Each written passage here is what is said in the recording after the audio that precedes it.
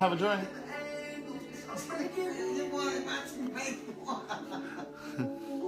Let's have a cocktail.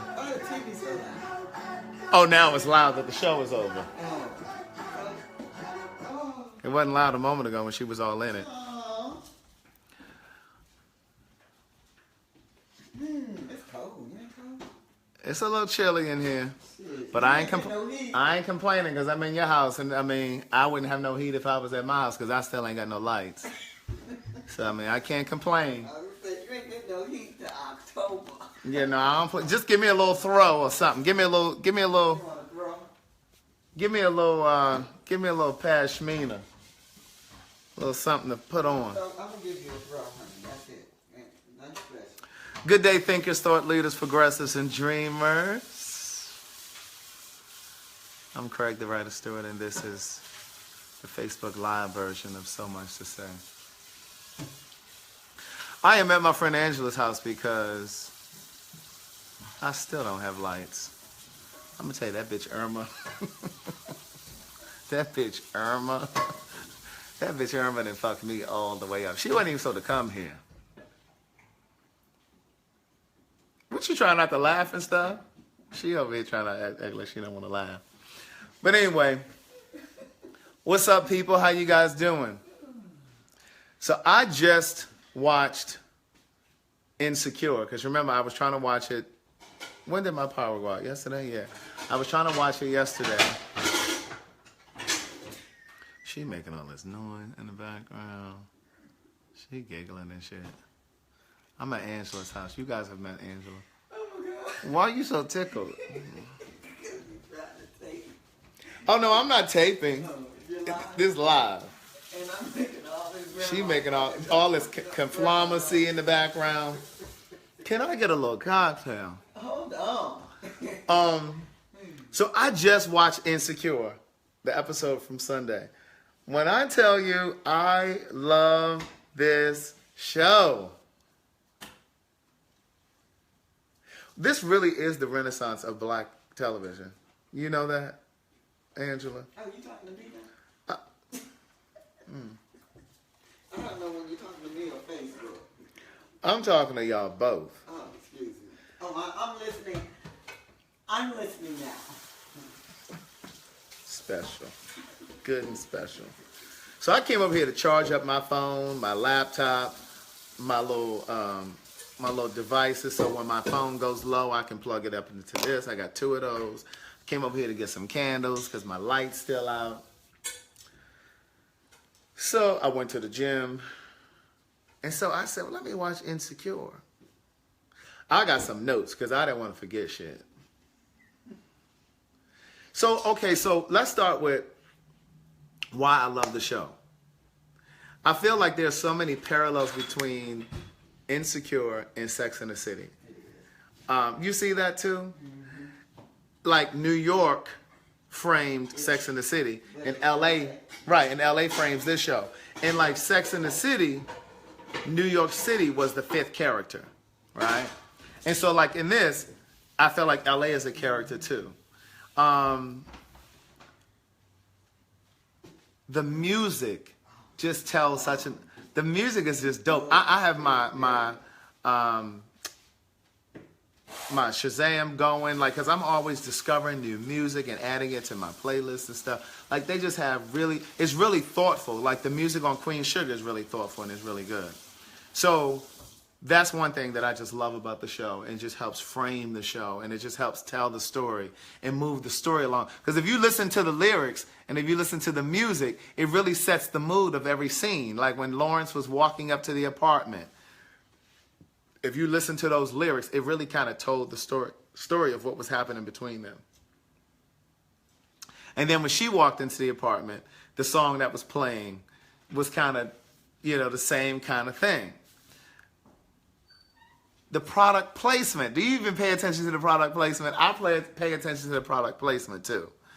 So, for example, she had on Beyonce's Ivy Park sweatshirt. The girl that, which one? I think it was the girl that was running. The girl Kelly, the heavyset girl that was in the race, that did the race. She had on Ivy Park. But then in the very beginning, Issa had on a sweatshirt that said nigga. Did you see that? Now, I do kind of find issue with the word nigga just being sprinkled through the show so much. Like, everybody says it. And I feel like there is a responsibility because they use it so much.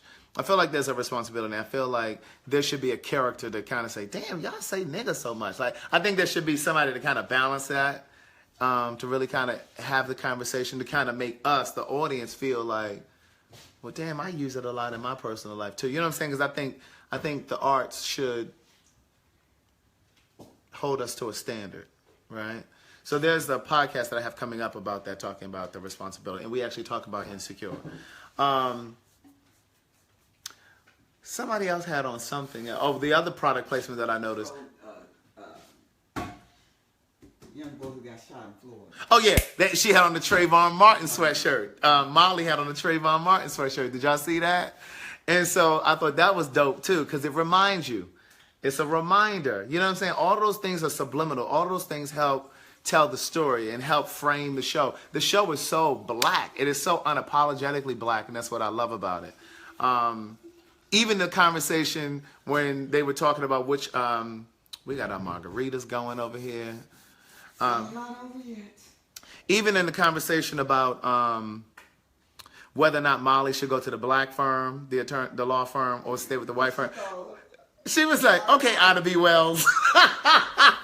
Even with that, it's like if people don't know who Ida B. Wells is, they're gonna go look up and be like, "Who the fuck is Ida B. Wells?" They don't know, that's embarrassing. Yeah.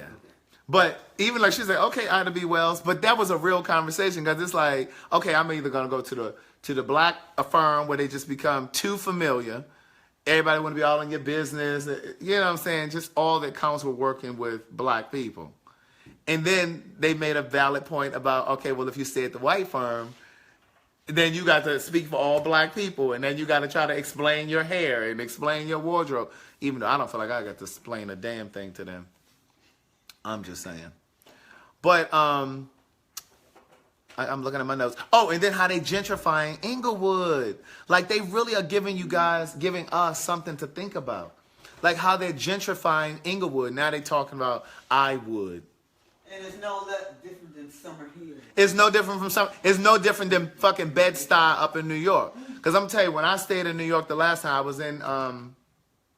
I was in Clinton Hills. And when I tell you I walked down to the grocery store, because I was going to be there like 2 weeks or something. When I tell you I walked down to that grocery store and I went to buy me a bag of lemons, because I do a detox every morning. It's a detox before I eat anything. I do a detox. It's lemon, water, apple cider vinegar, a little bit of honey, and I drink it, okay? And it keeps you regular. When I tell you I walked down there to get me some a bag of lemons, that motherfucker told me them lemons was $9. I said, bitch, what kind of motherfucking lemons are these for $9? You can keep them motherfucking lemons. I'm like, because in Atlanta, lemons, they cost me 50 cents. they 50 cents a piece. Right. So, like, are you serious? Yeah, or sometimes you catch them on a good day, it's giving $3 for $1. But that's a real good day. And so, but even in New York, it's like in the neighborhoods of like Brooklyn, like parts of Brooklyn, like Bed-Stuy, like, you know, that's where Biggie grew up. Now all of a sudden, you got white women pushing strollers, you got white men walking dogs at night, and it's like, and that's just like in LA. Like I lived in Crenshaw when I first got to LA. I lived in the Crenshaw district. All of those businesses are closing up. Those businesses in Leimert Park. They were black-owned businesses, a lot of them, but the black people didn't own the building. They owned the businesses, but they didn't own the building. And so then when the white man came and said, okay, well, we raising the rent, They can't spend it. you can't afford Bye, it. Felicia. But what is it giving? Bye, Felicia. You got to move out because you don't own the building. But they do such a good job on Insecure, planting little seeds, making you think about stuff like that. Like when in the beginning, she was walking through the neighborhood, and when she had on the nigga sweatshirt, and the girl was giving out the pass and the little promo card for some little business that was about some little white on. She was like, "What? This is Inglewood. Wasn't wasn't this building such and such back in the day? You know, I would. yeah, they coming in closing up all of these black businesses. But the conversation that was so interesting that you were about to broach when we were watching it. No, my lights are not on. I'm at somebody's house. My lights are still off. But the conversation that my friend Angela was going to bring up when we were watching, I said, because she loved to talk during the show. Girl, you know you do. She loved to talk in the middle. She loved, girl, you know I be mute. This the zipper. Get out of here. I be silent. What planet was that? And then when she didn't talk to the line, she'll say, what'd she say? I'm like, girl, I don't know. Why don't we listen together? Y'all don't believe that. They like, tell her to get on the camera and say hi. No. She said, She still got on her gym clothes. She's sour. I'm sour. No. So anyway, back to what I was saying. It's a little different. Is this a margarita? Yeah, it's a margarita. Well, why is it different? Because I put a little of that. She always got to be extra. Patron in there. Orange Patron. Yeah, the lime stuff. Let me tell you something. I think you need to let the rocks settle it. Give me my margarita. Let the rocks sit. What was I talking about a moment ago? I was saying something through the movie. Girl, you must want me to spend the night. Okay, is it too strong? Baby, she's strong as shit. Okay, I'll add something else to it. You thought your friend had a drinking problem? That's why you gave him all this alcohol? You want to make a drink? Girl, I didn't say make it toxic.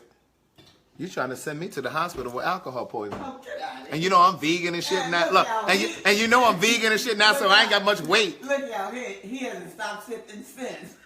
No, I'm drinking. No, because I don't want to be disrespectful. Because I'm in your house. So I'm going to go ahead and drink it. I ain't going to be disrespectful. I'm going to drink it the way you know, my mama told me to be grateful. I got to tell you about my Gladys, too. She trying to call while I'm trying to do my live video. And girl, you know I'm talking to the people at 9 o'clock. Get off my phone. It must be really good. Because guess what, y'all? He's still sipping. Mm-hmm. Look, somebody said you ain't stopped sipping, though. Right. I don't want to be disrespectful, though. I told you to let the ice rock do its thing. So, what was I saying about insecure? You said my friend Angela always talking, and I told her. Oh, I know what I was going to say. Angela was saying during the show, and I said, girl, wait a minute, just save it to the end.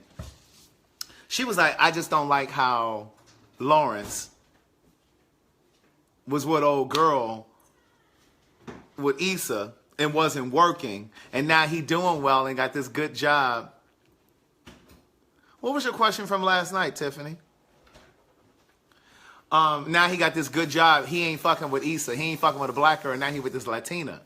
And, you know, I know a lot of women feel like that. I know a lot of black women feel like that. I know there's a lot of conversation about that in terms of Jay-Z's album. Because on his album, this 444 album, he talks about how he'll never be the man she needs and da-da-da-da. But the girl that I had the conversation with on my podcast about it was saying, you know, why is it that these men figure out all of it too late? Why do they always figure it out too late? But on the other side of it, I kind of feel like ain't ready. That's what I've been in a situation where I was Lawrence, where I wasn't working and I was depressed. And you know, that was my, now we ain't gonna say no names, Angela. Let me say this real quick to her. no. You remember when I was with, you know what I'm talking about? Do your mouth it to me. Who? Look, Yes, yeah. I wish y'all could have seen her. I'm like, what? She trying to chew blueberries and trying to mouth the words to me. here, let me put you some blueberries in. Now she want to put blueberries in my damn So margarita. it could be pretty. Let me show it to him after this. She don't want to come on the camera, but she wants y'all to see the See drink. how pretty? See the contrast there? See the blueberries in the margarita? So anyway, so I've been in that situation where I wasn't my best, right? And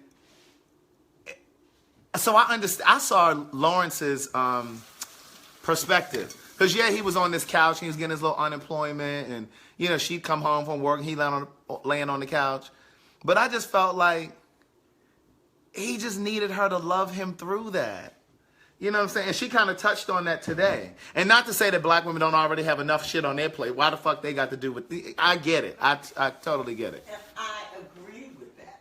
What? That he needed her to love him through that. him through it. My problem is in that process of him going through, his contribution to being loved. That wasn't, he wasn't giving up to say.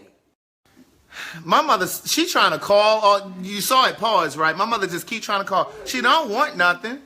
And she be acting like it's so important. And then when I pick up the phone, she be like, I just tried to call you. I'm like, girl, I know. I see the missed call. But it's like she be calling and don't even really be wanting anything. Let me tell you about her real quick. And I'm going to come back to...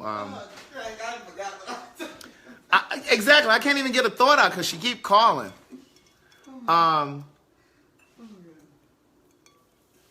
We're talking about Insecure, the HBO show. Because I just watched it because my power is still out. I'm at my friend Angela's house. I had to come up here and charge all of my shit up. My cell phone, my laptop, everything. I'm going to come back to my mother in a minute. But do you know there was a movie. Remember, I love the way that this last episode was too because it was... Spike Lee movies, don't they jump in and out like that? Tiffany said he didn't even have a piece of a job, though. But he was getting an unemployment check. Right. And just because a person's down and out doesn't mean that you have to not participate in life. Do you understand? I do, but elaborate. He did not participate. He stayed at home on the couch. He wasn't contributing even in the space called the house. Like cooking, making, there are things you do when you know. Somebody said, well, how long was he supposed to love her through it? I mean, she's supposed to love him through it. But my thing is... to me... But my thing is, but see, I just feel like, and maybe because I feel it personally, because I was in that situation, not just once, but twice, because I was like that with... What's his name? But who? Before I moved to L.A.? Yes. Uh-huh. Because I was like that with him. But all I'm saying is... Because see, my participate, though, in that one more. Right. And see... He had a little job at Best Buy. He did have a little job at Best Buy. But he didn't damn honor it. He didn't honor it. He didn't honor it. And he was walking around all sulking and shit. Yeah. But my thing is this. Shit while I'm not here, but here's the thing. That's a part of the ebbs and flows of relationships. It is. That's a part of the ebbs and flows. And I'm not saying that she should have kept going with him and you know what I'm saying? What I am saying to you though is I'm always belching and shit when I'm trying to talk to you. That's because I'm always eating and drinking and shit before I get on here. What I am saying is in your heart of hearts when enough becomes too little. That's what I'm saying. So Issa had to know when enough was too little. Yeah, at first it was enough that he had a little piece of a job. He was working at Bell South. I used to work at Bell South. Yeah. This is not about me. Let me have some of them potatoes. I ain't never eat any, but I need a little heat on mine. Can you put it in the microwave? I need to use all her electricity while I'm over here.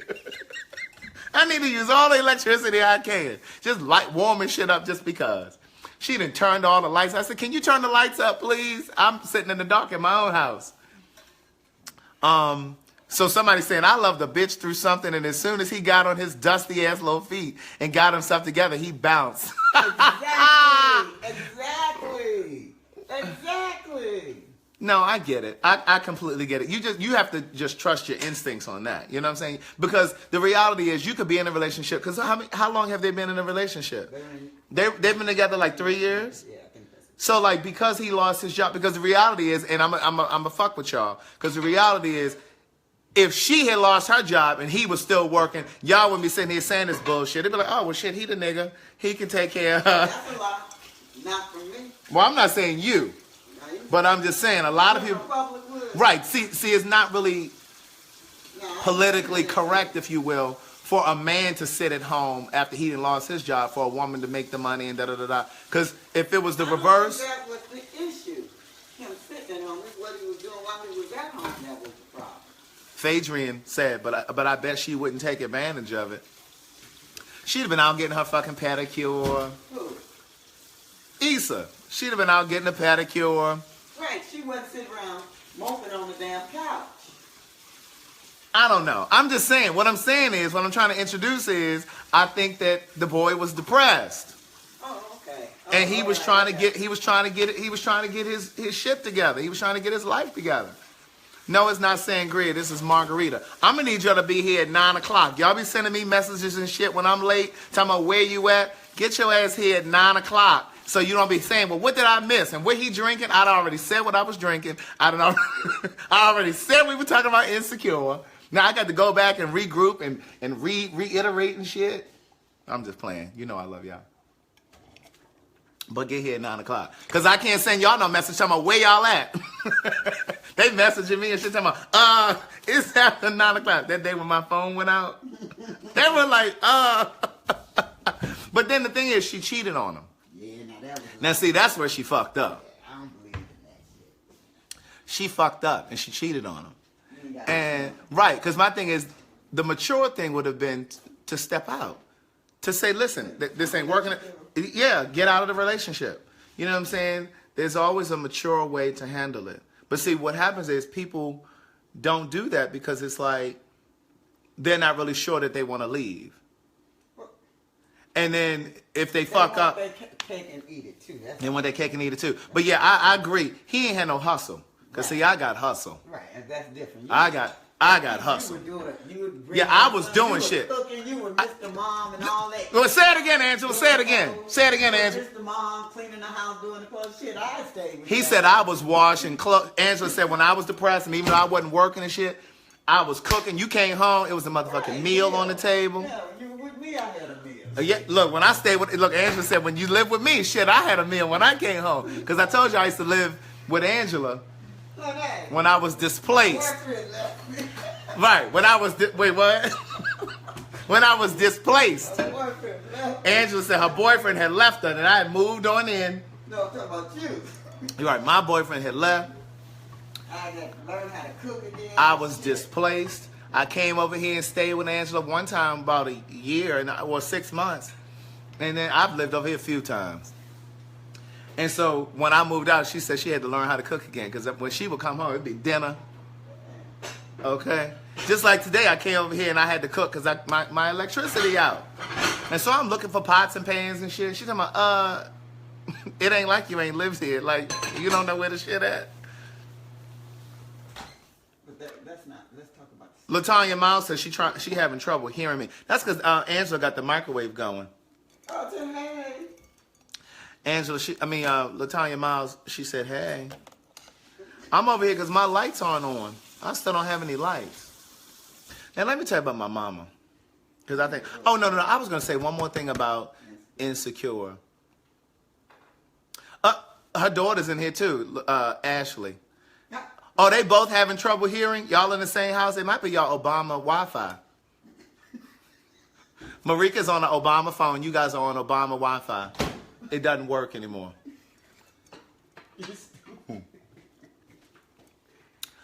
But there was a movie called Sliding Doors.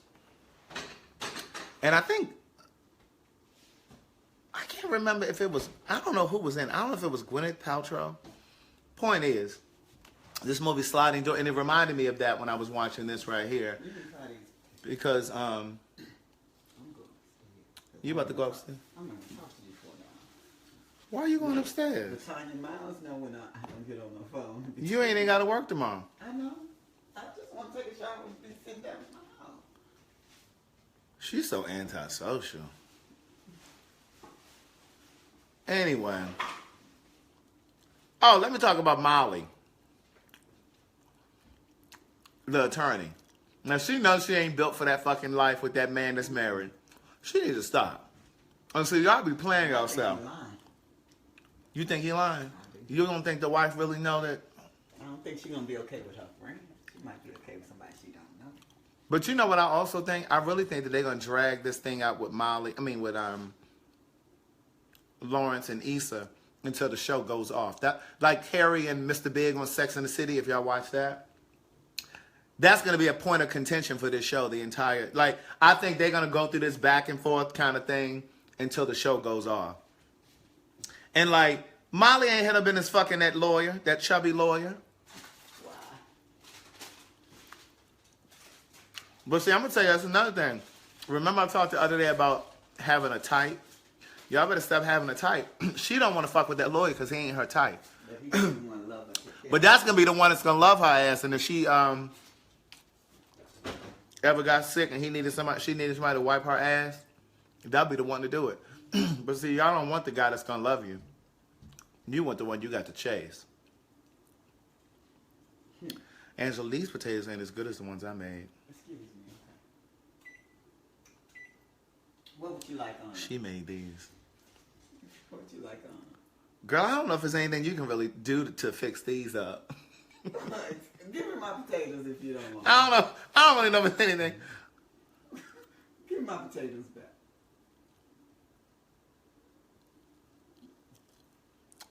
Somebody said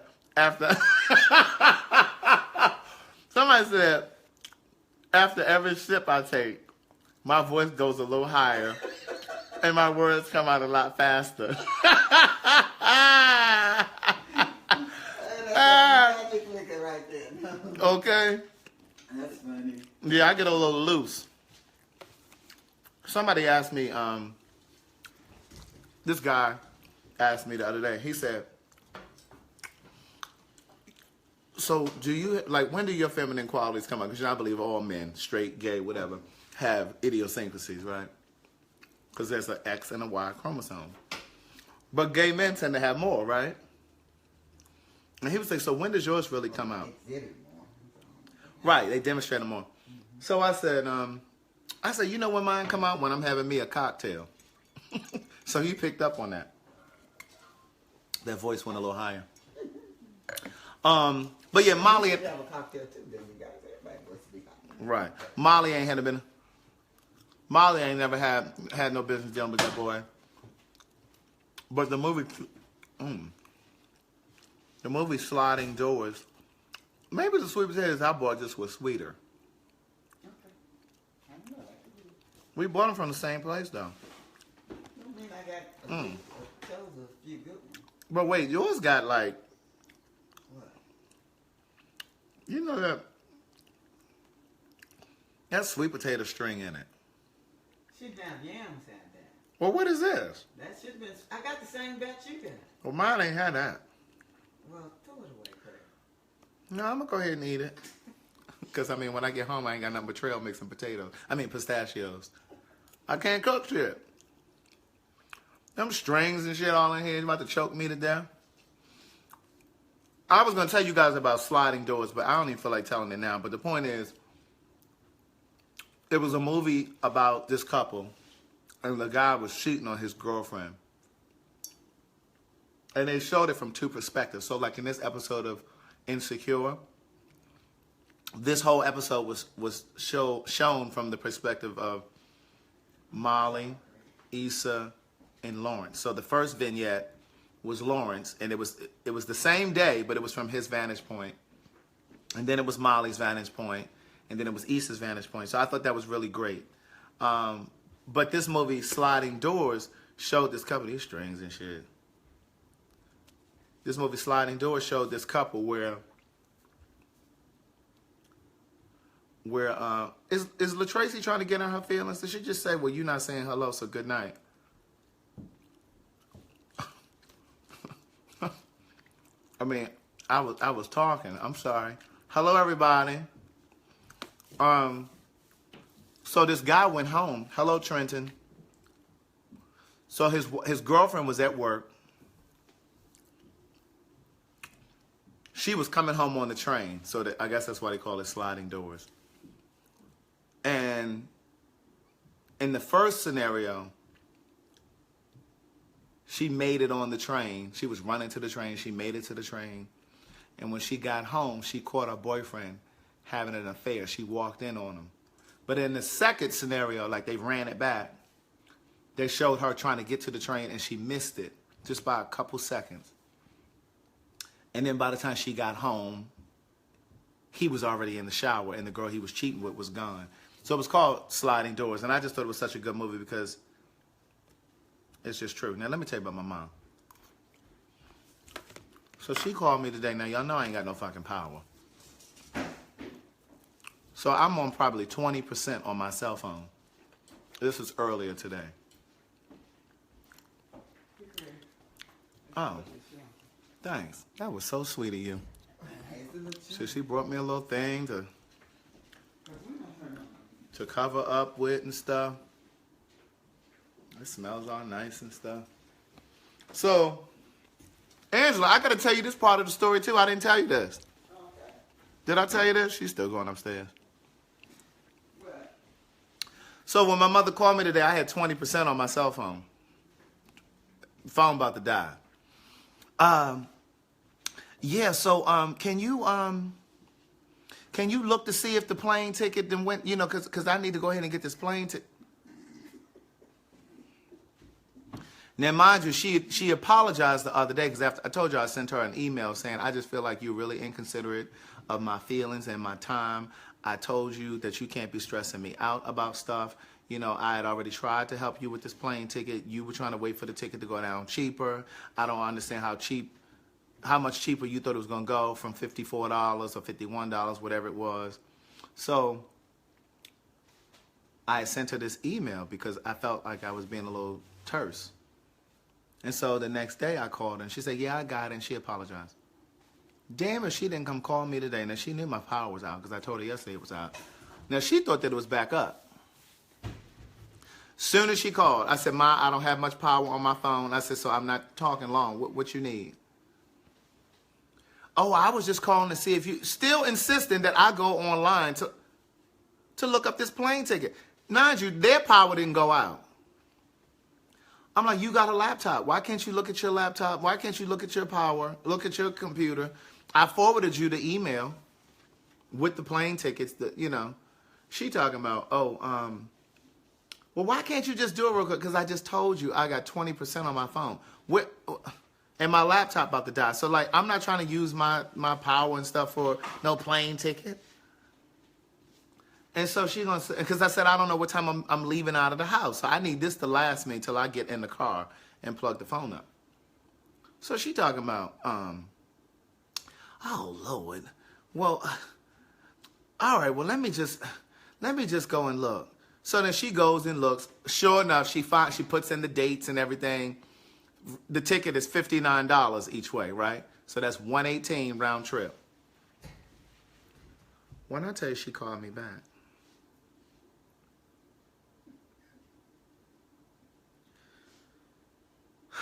She called back and was like, okay, so here are the dates.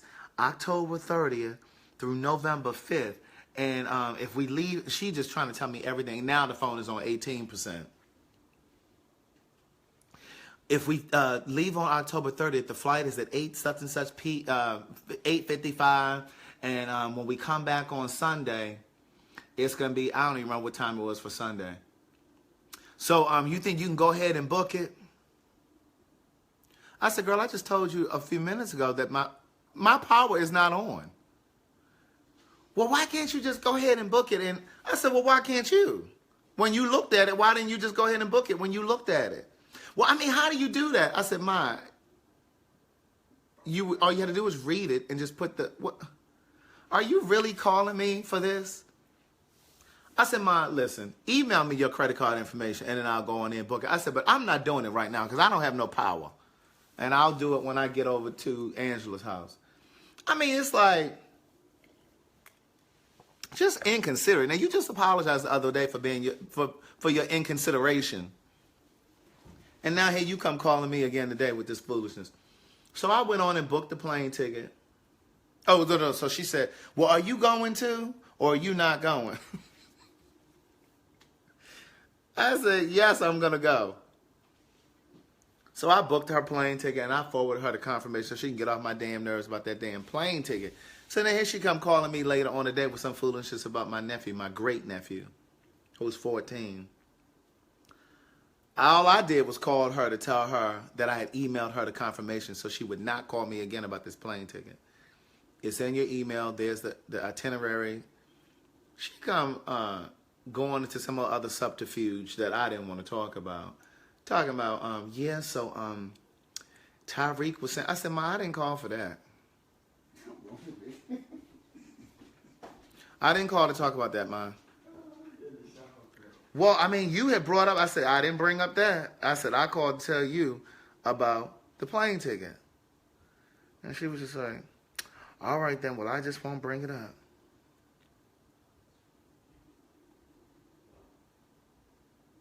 I just don't get it. You understand how, like, you sometimes are the one in the family that everybody kind of leans on or counts on? I'm kind of chilly, so I just kind of put this little...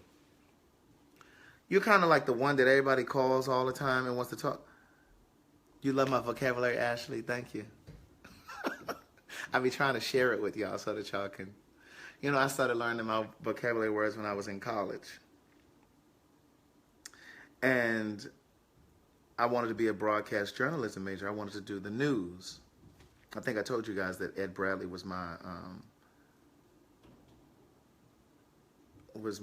idol. He used to be on 60 Minutes, the black guy. And so we used to have speakers that came to my college to speak. And whenever I heard a word, because I was like, okay, I'm going to be on the news one day, and I can't be, you know, talking about the and he and she and run and go. A chilly drunk. So I started writing down words that I didn't know. Oh, I used to win spelling bees too. In fact, I used to be able to proctor the spelling test. Like I used to get so perfect scores that the teacher used to let me give the test. So I used to every time I would hear a word, and I used to read a lot too. If I would read a word in a book I didn't know, I'd write it down. Or if I'd be watching TV, I'd write it down. But I would write down the word, but I would also write down a synonym that I knew. Like I would write a synonym that I knew. And so I didn't have to write the definition because I knew the synonyms. So I would write them side by side. And I would just look at them, everything. I would just go over the list, just look at it. And every single night, like before I went to bed. And before you knew it, I just started incorporating the words in my, like the words would just come out of my mind. I didn't even know the shit. It was like a superpower. Like like it was like the word would just flow off my tongue. And, you know, when I was home in Baltimore, Marika, you know who I used to run with. I would be talking and I would say certain words. They'd be like, well, why are you using all these big words? I'd be like, I don't know. It just kind of happened. Like, and so I used to use all these words. But then I had to pay attention to my audience. Amen. I had to realize who I was talking to. And I had to dumb down, really. I had to kind of qualify my words because I didn't want them to think that I was trying to pontificate. There's a word for you. Huh? Come on now. I didn't want them to think that I was doing that. So, but it was a mess. But yeah, they used to call me out about my words. Why you got to use all these big words? And then I remember my cousin, she had gone back to college later. And look, here's somebody else asking, what am I drinking? I said that at the beginning of the video. No, it's a margarita. And yeah, you use your context clues. And so my cousin, she'd be like, oh my God, like I need to, she's older. And she'd be like, well, I want you to pay attention to my subject verb agreement because I want to correct the way that I speak and da da da da. And so I would do that because we had this conversation and she asked me to do that. So I remember one time we were in front of my aunt, her mom, and a couple other family members. And I don't remember what she said, but she said something. And I kind of like said to the side, like to her, I corrected the word.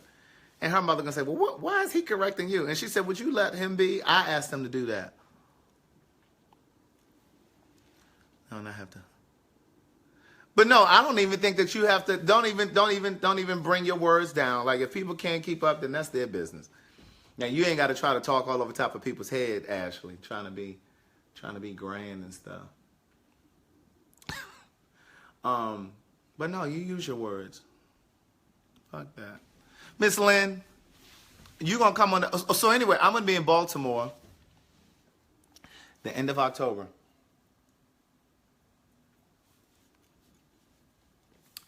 For a week.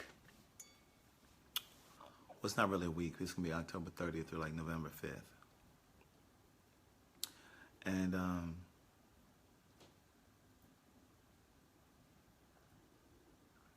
Y'all crazy. Let me tell you, I was watching Judge Judy earlier. Judge Judy don't play with y'all. That's another one that be delivering some words. I've learned some words from her too. But some of the words that I've learned from her are Hebrew. They're not really. They're Hebrew, they're Jewish words. But I still use them. I'll still use them. Miss Lynn, don't get attacked. Miss Lynn is saying I'm on here too much. Every time she log on to Facebook, I'm on here. She's saying it's a problem, y'all. She's saying it's a problem.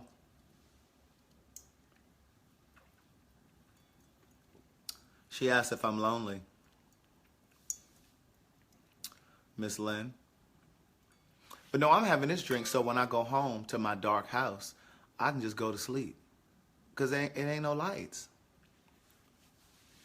There aren't any lights. So that's why I'm sipping this too. What else happened today?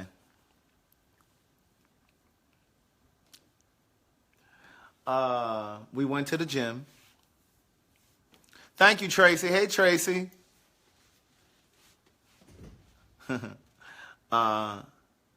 Miss Lynn, they telling you, girl, bye.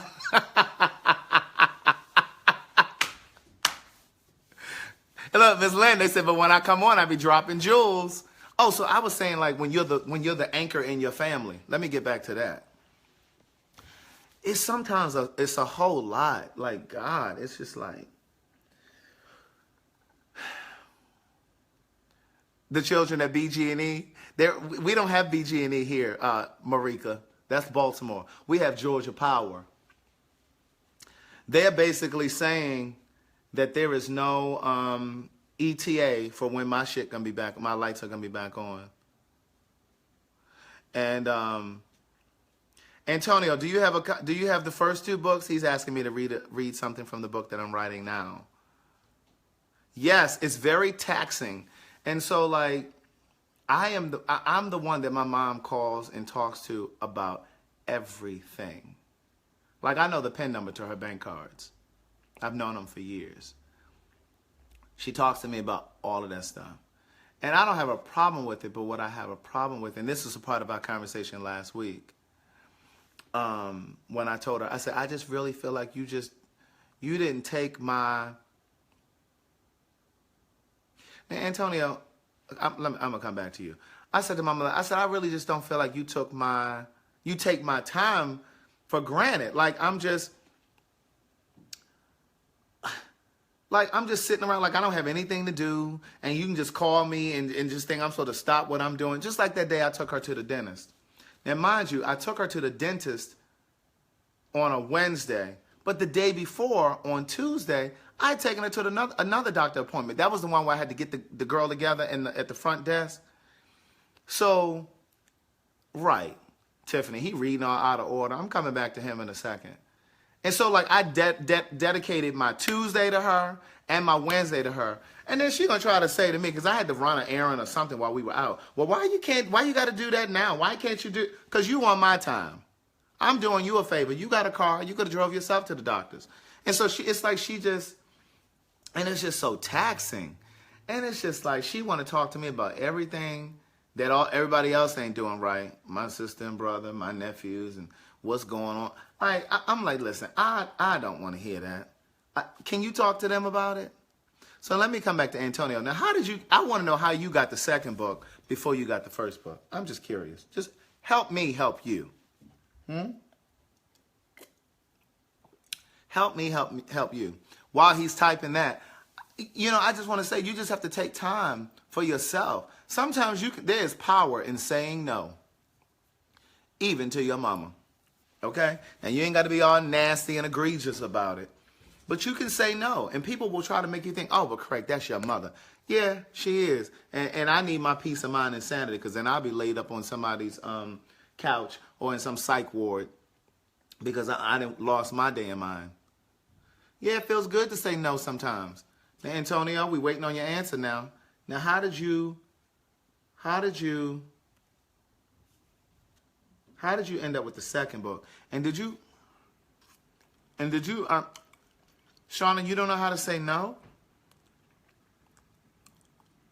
Oh, catch this.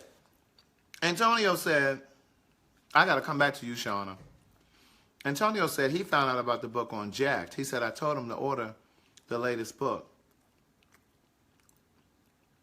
I'm sure I would have told you to start with that first book, Antonio. So now he want you to read the whole first book so he don't have to buy it. Right. So what, Antonio want me to read the first book so I don't have to, so he don't have to, so he don't have to buy it. So Carolyn said, Antonio, you are missing the best part of the first book. And see, that's the thing. I always tell people, you should start with the first book, because I've had people buy the second book. And I'm like, if you buy the second book first, you're not gonna really be able to follow the story, because in the second book I grow the characters from the first book, and like I don't go back and to tell you like how I met them and all that other stuff, because I did that in the first book. Antonio, there's a information up in the thing up here about how to get the book. All you got to do is send me the money through PayPal at SoMuchToSayPodcast@gmail email. Just send it and I'll ship it to you. But you got to learn how to say no, Shauna. You got to learn how to say no to people, period. Look at Antonio talking about Jack, too much information. Well, listen, I have sold more books on Jack than I have on Amazon. Jack does not have to be just a place for sex, amen, and hooking up. I just want you to rest on that. That's why I'm pausing. Jack could really be an amazing place to network. It could be an amazing place to date. But you guys choose to reduce it to just sex. You guys. Listen to Latanya tell me, why am I wrapped up? I just came on. All right, Antonio, I'm going to be looking for your email. He said he's going to get the email. He's going to get the book tonight, y'all. I'm wrapped up because it's kind of chilly in here. And Angela says she ain't turning on no damn heat. She ain't turning on no heat. And I just came from the gym, so I got on like short sleeves and stuff. So I was just a little chilly. I just needed something to kind of put over my shoulders. Amen. Your daughter is listening to what? On here? But you got to learn. Yeah, daughter, Ashley, you got to learn how to tell Latanya Miles no, too. Sometimes she's going to get on your nerves, and you tell her no. Just say it in a real loving way. Craig, that's like you saying you people. Oh, it's like I'm saying you people? Yeah, you people on Jacked. No, I'm just playing. I'm just joking. I'm just playing. Y'all know I'm playing. But no, Jack can be an amazing way to network, to meet people, and even to date. Elvin, you said you need both books. Oh my God! Look at God! Look at God! Can you guys tell him how to get the books? No, Elvin, I'm gonna tell you. Up here in the caption, if you're getting both books, send $36 to my PayPal. I won't charge you the shipping. That makes the books $18 a piece, right? Send the $36 to the So Much to Say podcast at Gmail email, and I will ship them to you tomorrow because we have fine, decent weather, and I'll get them out to you. I'll sign them and ship them to you. But people just, especially when... Oh, so Latanya, you want to get your hair done by Ashley, and you think she's supposed to just do it because you her mama, and she can't tell you no? That's a mess. That is disrespectful of a person's time. I'm just telling you. That's disrespectful of her time. My mother done called here 2 times trying to, and it's like she'll keep calling. And I'm like, Ma, why are you calling me back to back like that? Oh, well, I was just trying to get you on the phone so that, because I was about to go to the bathroom. Well, go to the bathroom. Like, why are you waiting for me to call you back so you can go to the bathroom? She does crazy stuff like that. She'll say,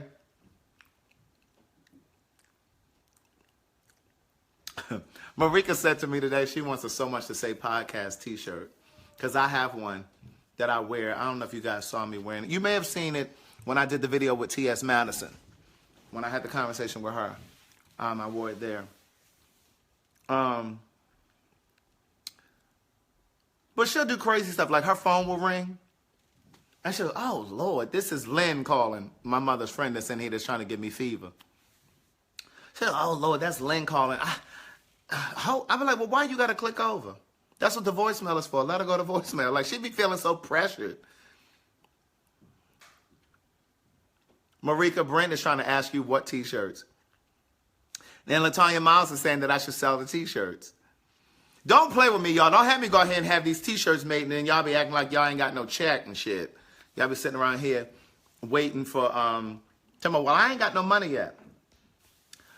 And plus, it's about to be winter, so do you really want a short sleeve shirt? So, I mean, like, don't have me get this shit made and then y'all be looking at me crazy and shit. And I got, Shauna says she would buy a shirt. Marika says she'd buy a shirt, but I know she on a fixed income, so it'll be winter. I know Marika, so I'll be playing with her. Oh, yeah, you could pre-order the shirts. That's a good point.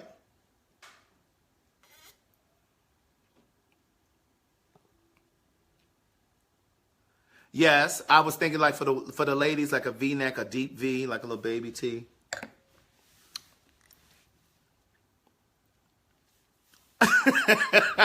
Right, Marika. Brent was trying to say Marika, talking about Marks.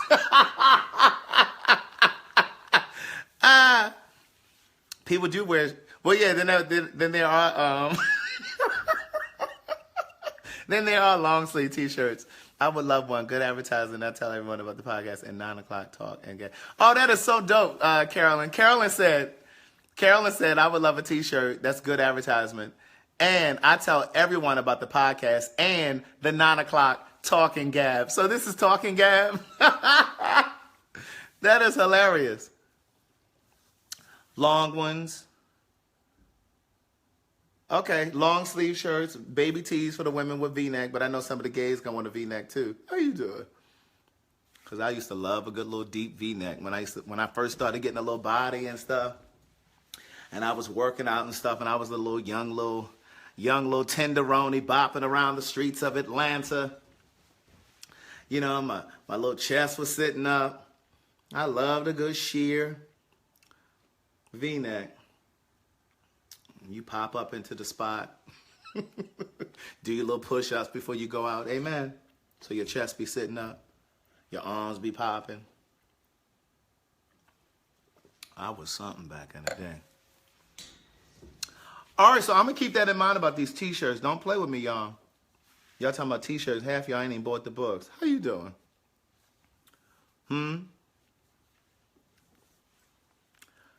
Brent ain't bought the second book yet. He talking about T-shirts.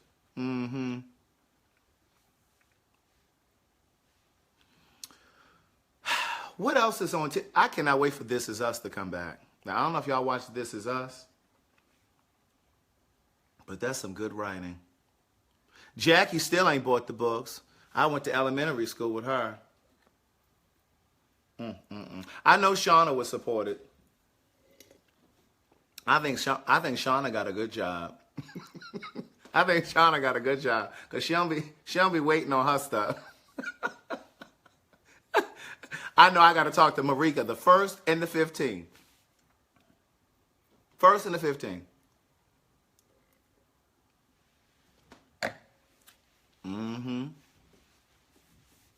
Shauna says she got a good job. Amen. What did you ask me, Marika? LaTanya Miles, for the 3rd time. You can't keep coming in and out of the conversation. She leaving the room and coming back and shit like she pressed pause. I'm at Angela's house, LaTanya Miles. Shauna just told you I'm drinking a margarita. And Angela just dropped some blueberries in there because she wanted y'all to have some color to look at. You know, Angela always doing this extra shit when she cook and stuff.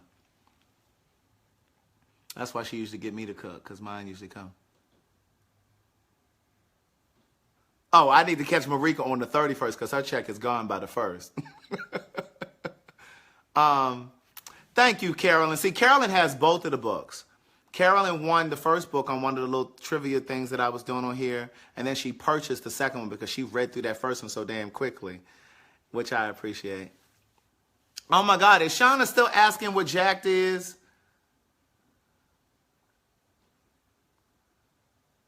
Jackie said her check still ain't came. See, I need some white readers.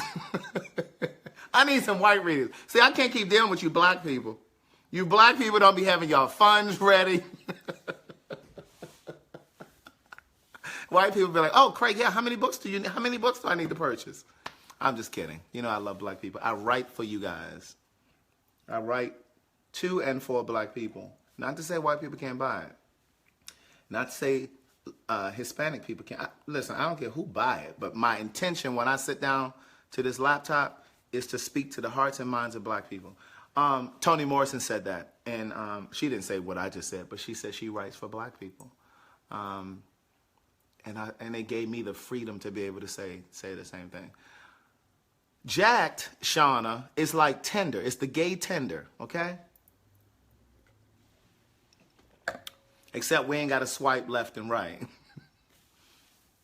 And so,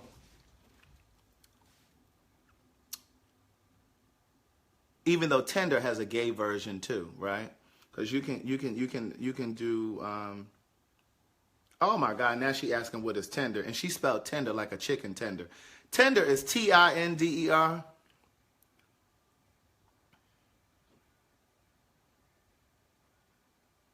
No, I ain't gonna put y'all down for white readers. I want to put y'all down for that white check. No, I'm just playing. I'm just playing. But no, Tinder is an app, Shauna. Speaking of Tinder, 3 different people messaged me telling me that there were like these fake profiles of me. One was on Tinder.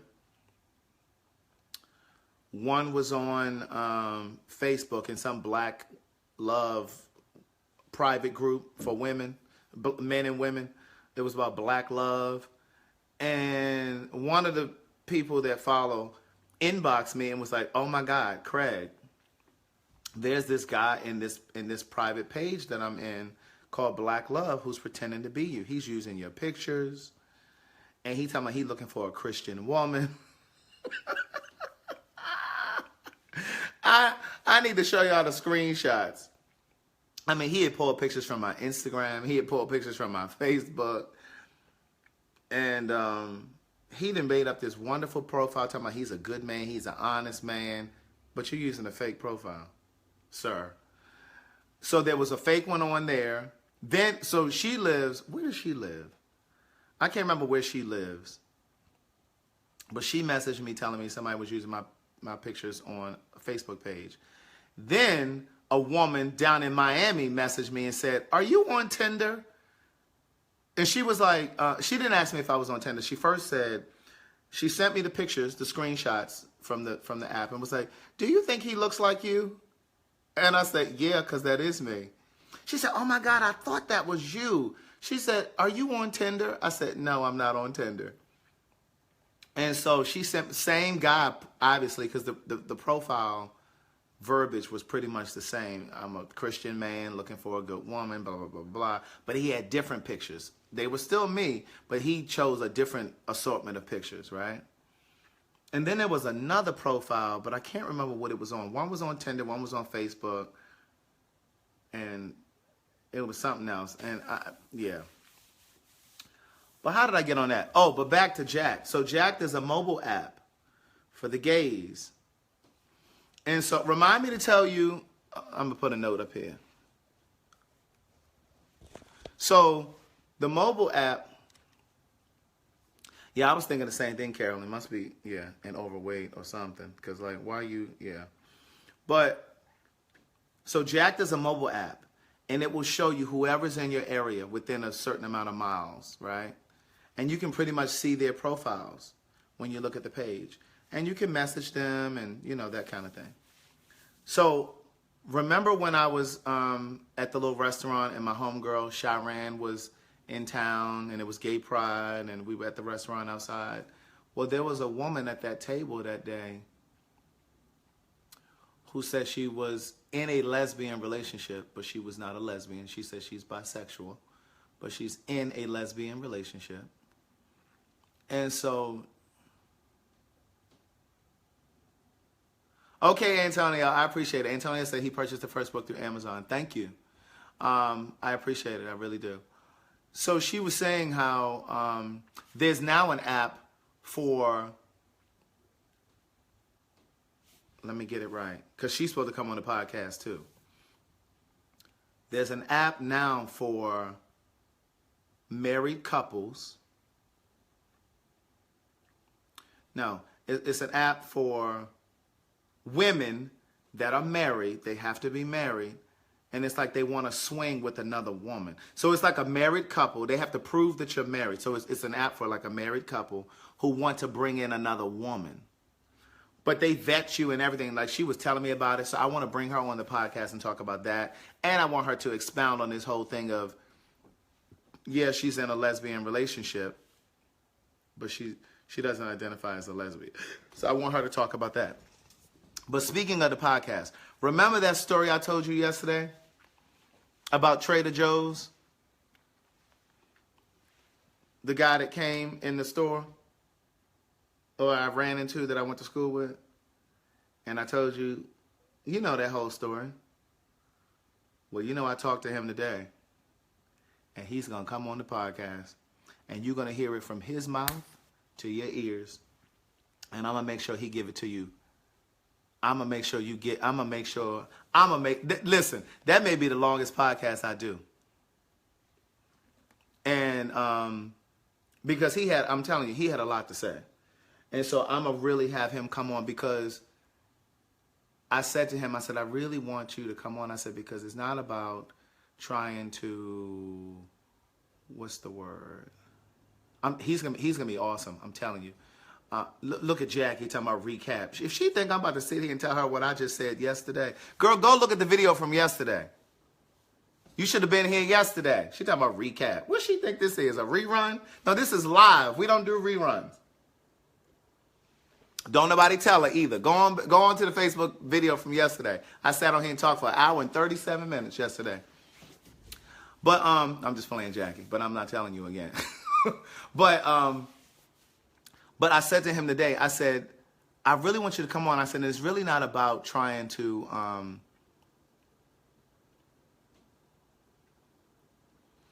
I'm not trying to Jackie said she was asleep. I'm not trying to make a mockery of you or your story. I said, I really think that it could help somebody. I really think that it would save. Yeah, I'm not trying to expose you. I really think, because he doesn't have to say his name. He does not have to say his name. We'll just start talking. But I really think that it will help somebody. It will grow somebody, right? Because there are people like him. Yeah, expose is the word, Kent and Tiffany. I really think that there are, I believe that if he has that story, there are 100,000 other people with that same story, right? Because there's nothing unique under the sun.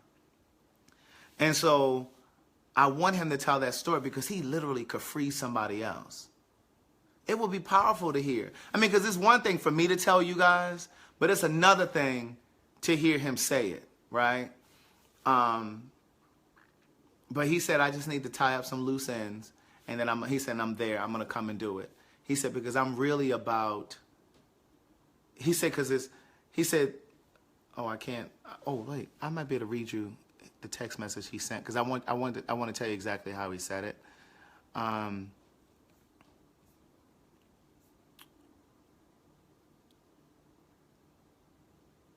no, it ain't in there.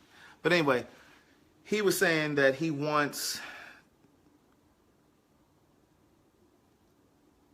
thinks that he wants to help. He says there's a need for more self-actualized black gay men who are aware of who they are and comfortable with who they are, don't apologize for who they are. And so like I told him, I said, I think that your story can be really powerful because it could free somebody else from suffering. You know what I'm saying? Because like I told you, he was in his 30s when he started to uncork that stuff, you know, his feelings. And, you know, when we think about black men in this country, I'm as passionate about black men as I am about black women. Well, you know, I'm passionate about black people. And so when I say certain things to you guys, I'm joking. So I hope you guys know that I'm joking.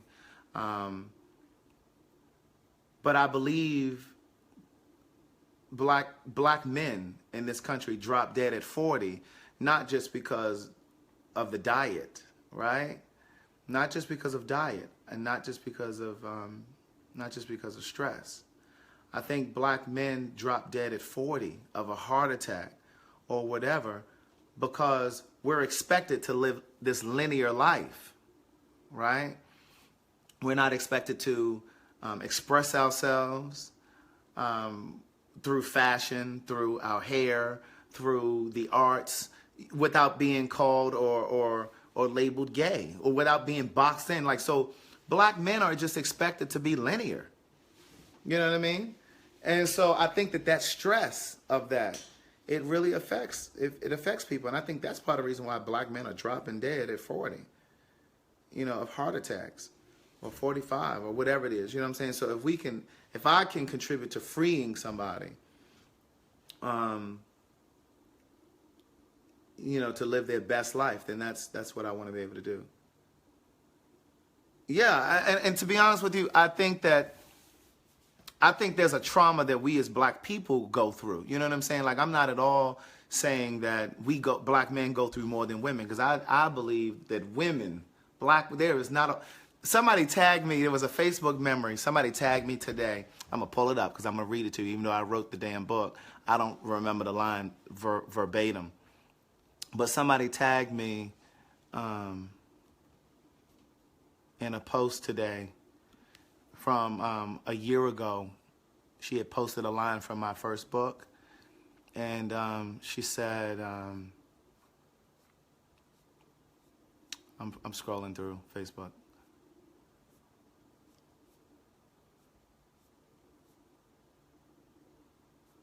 Well, where is the damn post?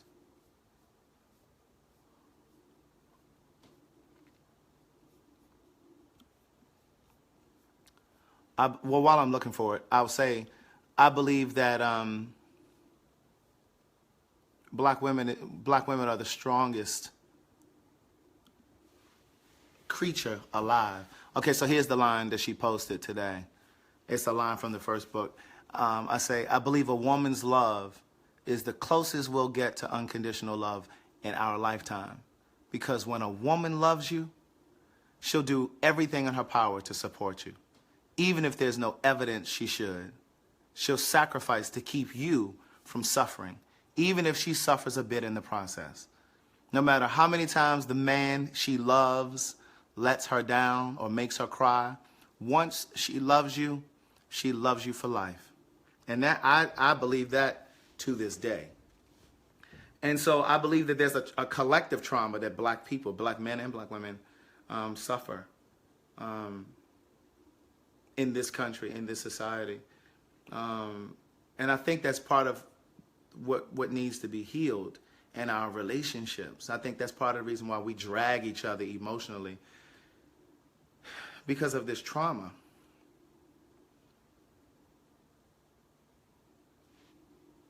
And so that's why I'm always encouraging you guys, and I'm always trying to say that I want to be kinder and sweeter to black people. Oh, I know what I was going to tell you guys. I can tell you this. So my power has been out, and yesterday a friend of mine called me. She lives in I live in a condo, right? And so she lives across from me in the other building. And so she called me.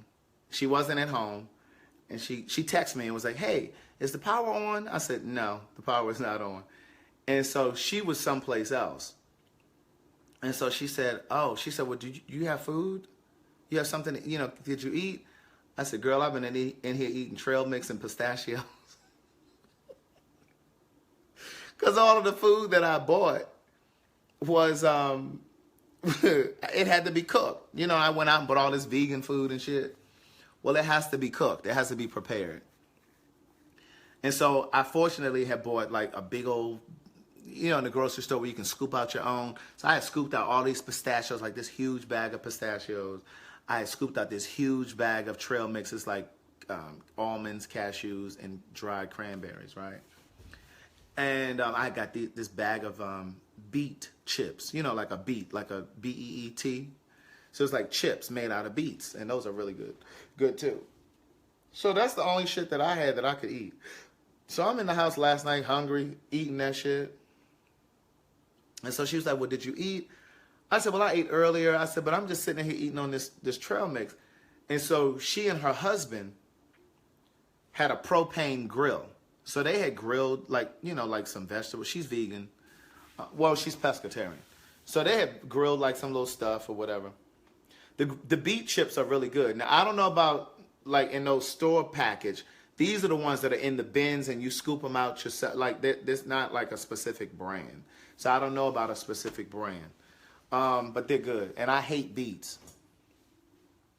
So yeah, Irma got me right together. So I'm sitting in the house, can't get to no food. I'm in the house squirming, you know, scrounging around like a little squirrel, eating pistachios. So she texted me and was like, hey, we have a little propane grill. And we making a little something to eat before we come over to the house. Do you want a plate? And I said, sure.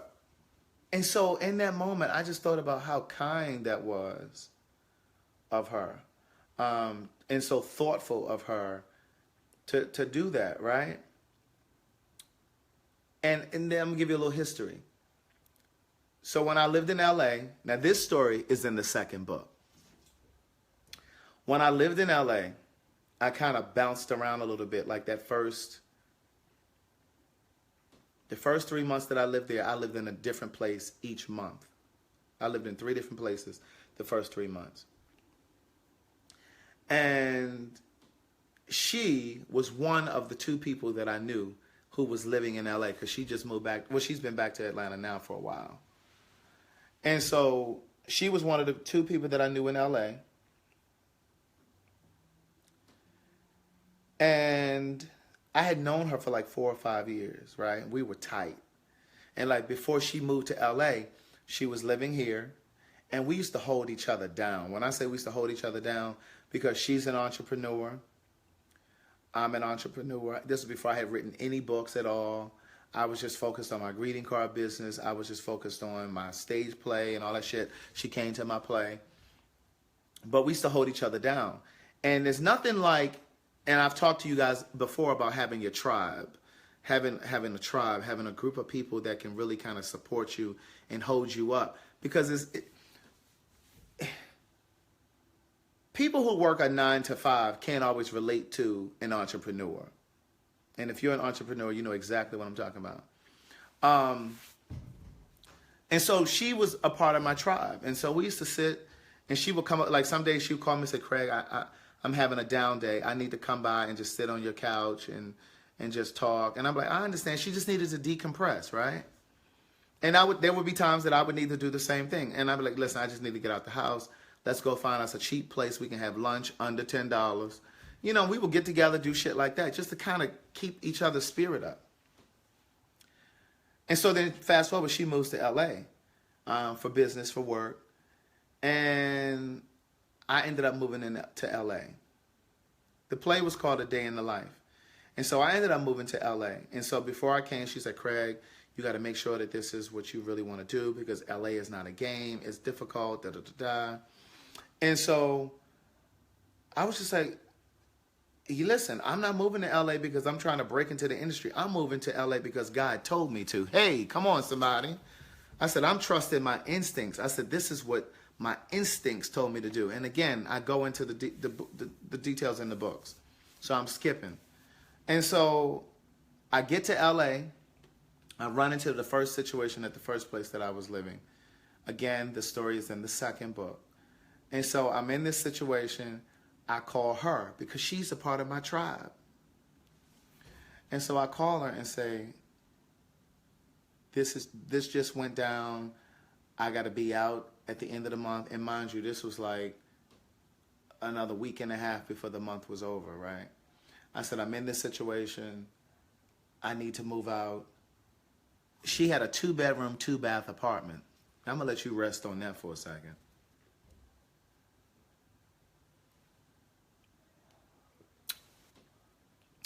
You know, I like to let y'all just kind of... That's the beauty of storytelling, right? So she has a 2-bedroom, 2-bath apartment. And I said, and I'm so prideful. I'm better about it now because I believe you got to speak and ask for what you want and what you need, right? Because a part of... Here's a jewel for you. Here's a jewel. Because a part of taking care of yourself is telling people what you need. That's your friends, that's your family, that's your relationship. A part of taking care of yourself is telling people what you need. And it is unfair to expect people to know what you need if you don't tell them. So push that pride to the side. So I didn't tell her what I needed. And so I called her and was just like, I got to move out of this place. And she was like, oh my God, Craig, what you going to do? Now, mind you, she got a 2-bedroom, 2-bath.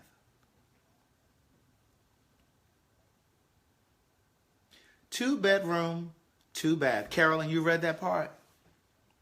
Carolyn then whizzed through both of the books.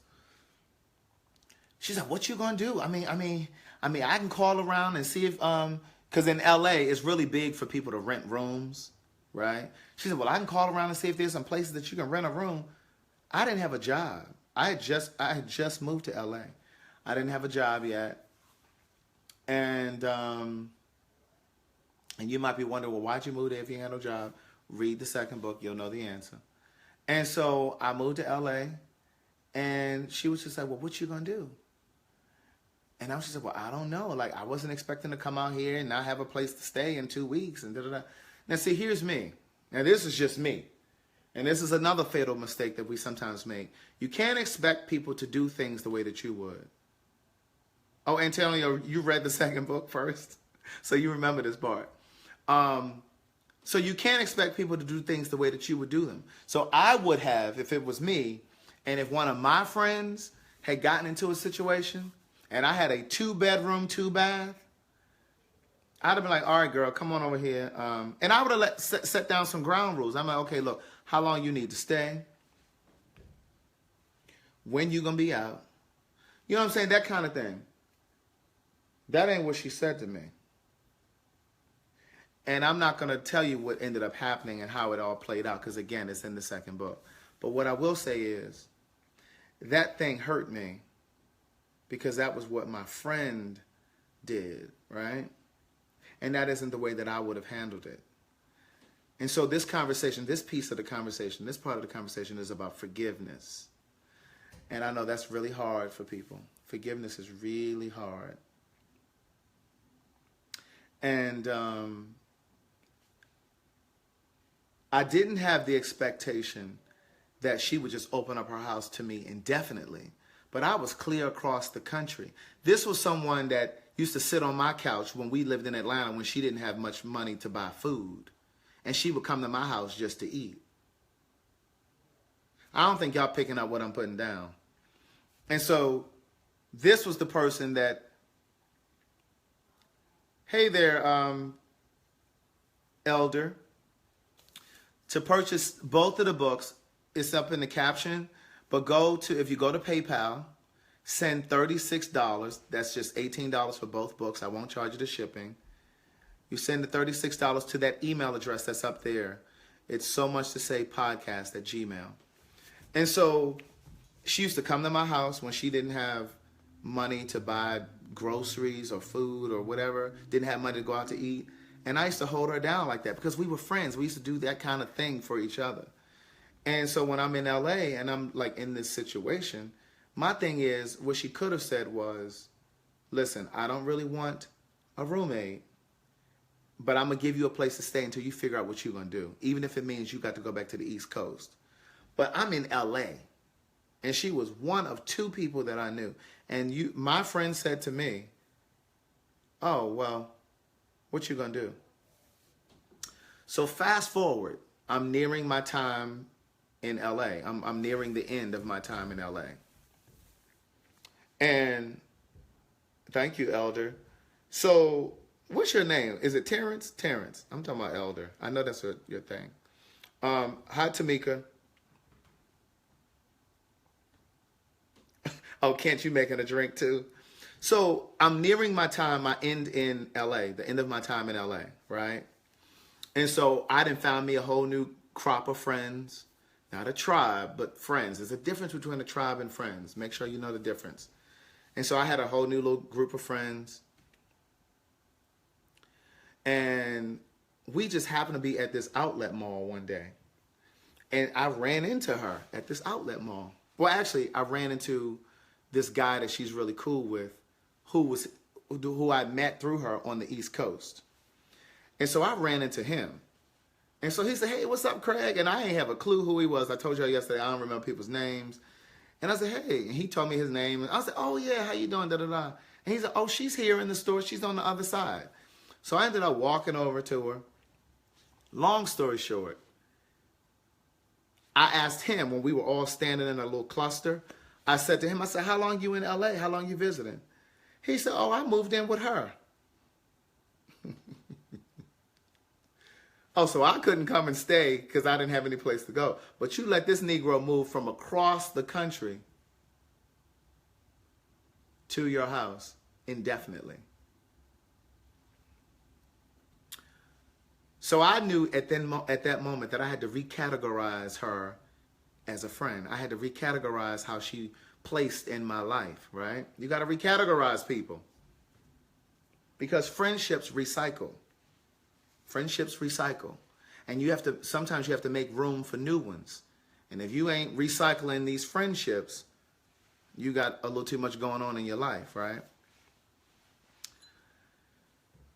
What I didn't realize was, yeah, I realized that thing had hurt me and that it had bothered me, but I didn't realize that it stung the way that it stung, because I distanced myself from her. Like, I just stopped speaking to her, right? Just drifted away because I was recategorizing her. And friendship is very important to me. Either you're going to be my friend or you're not. I don't do that fickle in and out bullshit. We either friends or we not, okay? I can't do that in and out and are we cool now? And I need consistency in my dating. I need consistency in my friendships.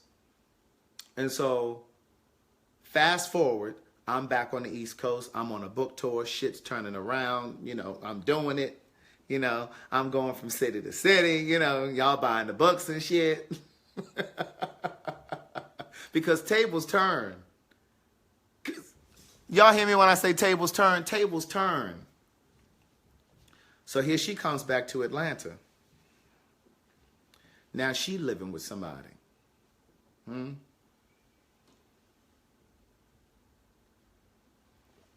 I had posted one day on Facebook. I posted something. Because every now and then I'll kind of go through this phase where I'll like post like these phrases and just things that I think about, just little lines. And I said, friendship, how did I say it? Give me a second. It's the cocktail. I said, friendship isn't always reciprocal, but it should be balanced, right? Friendship isn't always reciprocal, but it should be balanced. And I'm going to give you an example. My friendship with Angela hasn't always been reciprocal. By far, she's done far more for me financially than I've ever done for her. I've lived with her. There were times when I didn't really have money. And so, like, whenever we went out to eat, she'd be paying for it. She wouldn't even look at me. She'd just pay for the shit. She would buy concert tickets for us. And you know what I'm saying? Like, friendship isn't always reciprocal, but it should offer balance. So even though I wasn't able to do the things that she was able to do for me financially, I was still pouring into Angela's life, right? And she'll say all the time, Craig, I just get something from you that I don't get from anybody else. You know what I'm saying? Like, we're just here, right? So even though I couldn't do for her what she was doing for me, the friendship was still balanced. So I had posted that phrase on my Facebook. Friendship isn't always reciprocal, but there should be balance. Well, this girl who didn't give me a place to stay in LA, she commented under it, and she said, I agree. She said, and we're long overdue for a conversation. And so I was just like, I wasn't really interested. So she commented, and so she ended up texting me.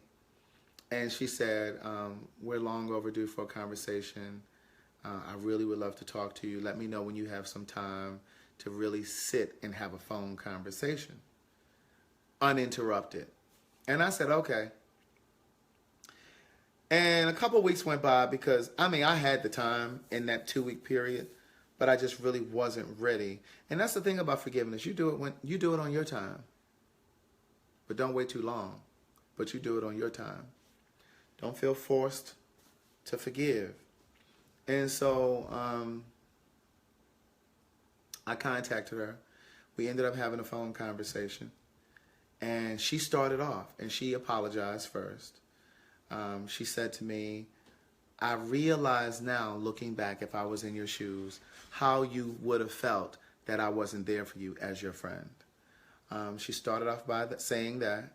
She went on to say that she had talked to one of her close friends and ran it by him, you know, the possibility that I may have to live with her. And she talked to him about how she didn't really want a roommate. She didn't want anybody to stay with her. And just all this. Mind you, same girl sitting in church every Sunday. See, that's what I say about these church folk. Y'all sitting in church, and I don't mean y'all, because I don't know if y'all go to church or not. But, you know, these church folk, they sitting in church every Sunday, but they just don't, a lack of compassion. But you sitting in church every Sunday. So she was just really struggling with whether or not to give me a place to stay. So I listened. I didn't interrupt. I didn't say a word.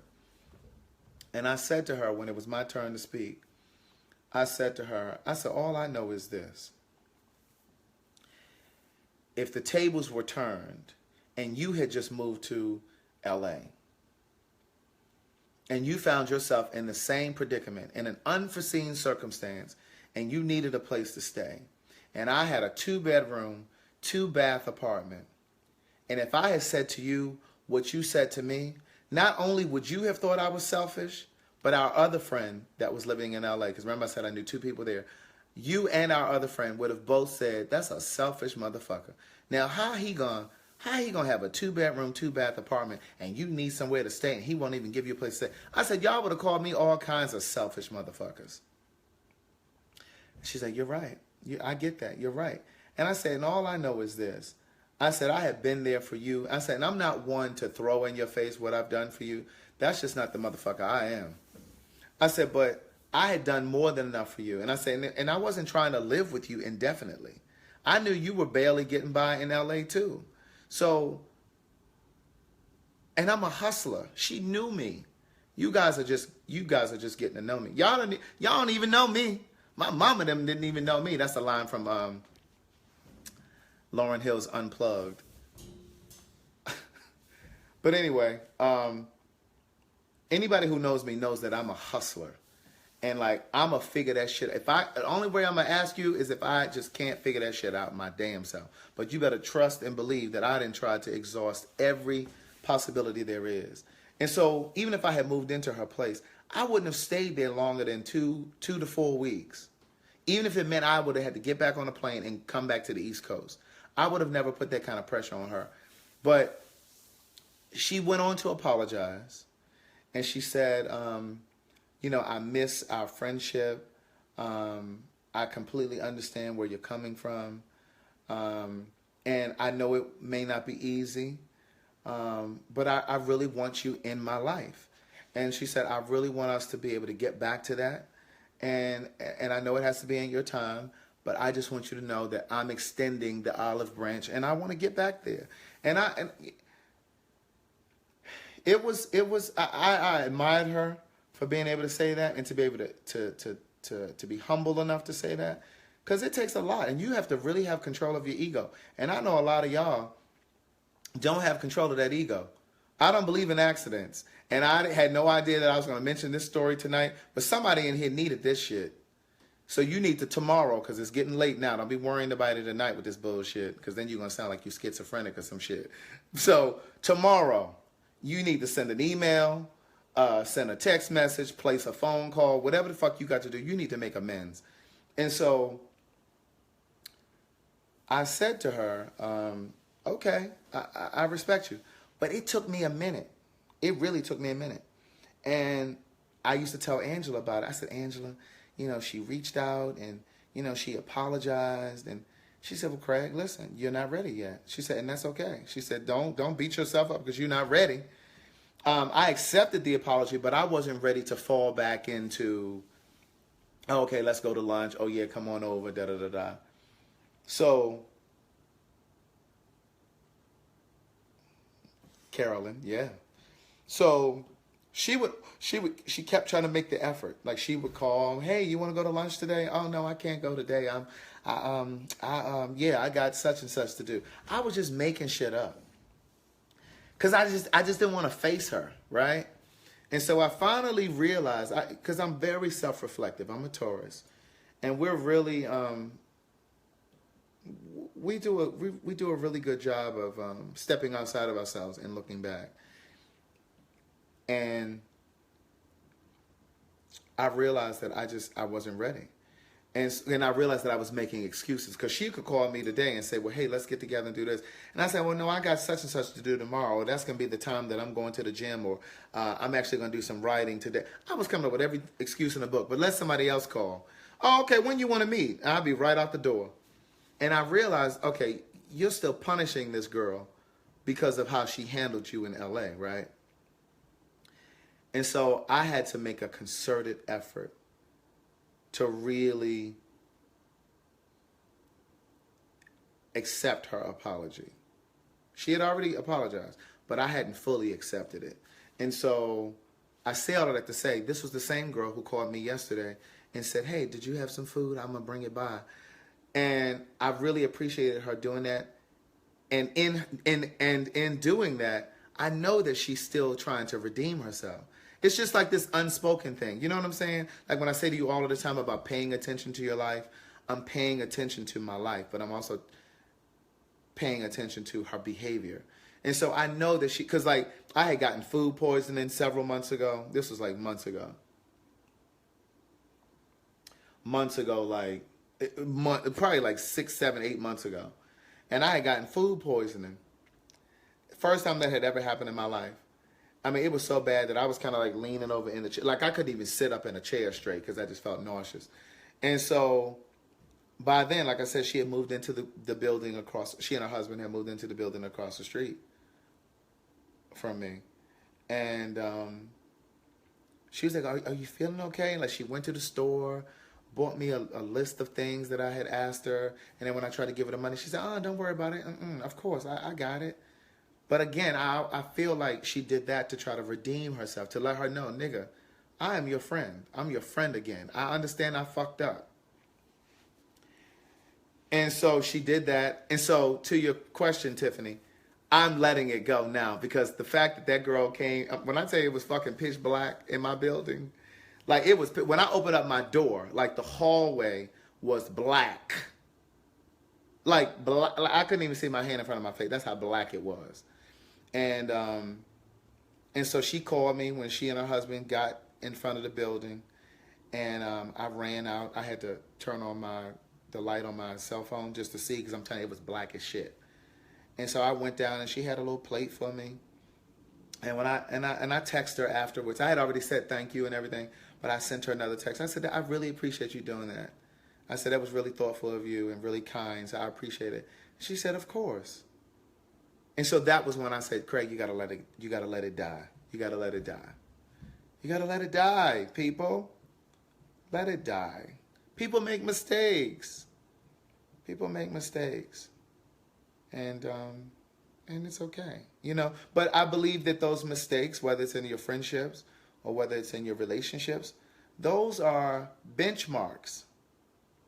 They're benchmarks in the relationship. They're either going to strengthen the relationship or detonate it. They're either going to strengthen it or break it apart. You understand? So you never really know the fiber of your relationship or your friendship until it goes through something. So stop being so quick to run. Yeah, and you look back and you say, damn, I fucked up. That was a poor choice on my decision. And I believe she sincerely apologizes. And so, and I'm going to tell you another way that I knew I hadn't really forgiven her. Because she would call me and ask me stuff. She'd be like, well, would you? She would ask me to do really simple shit. Of course, y'all know I write. So she would call me and be like she called me and asked me if I would write the verbiage for her website. And I was like, well, I'm busy. You know what I'm saying? Like, I just wasn't really making it easy for her. Like, she would ask me really simple things. Like, one day she asked me if I could take her to, what is she? I think she asked me if I could drop her off to the airport. And I was like, well, I don't even know if I'm going to be home. Like, you can't just take a lift over there? Like, just shit like that. Like, I was just being an asshole with good reason. But I've forgiven it. Antonio said, will a podcast with the people in your books happen? Oh, people like who?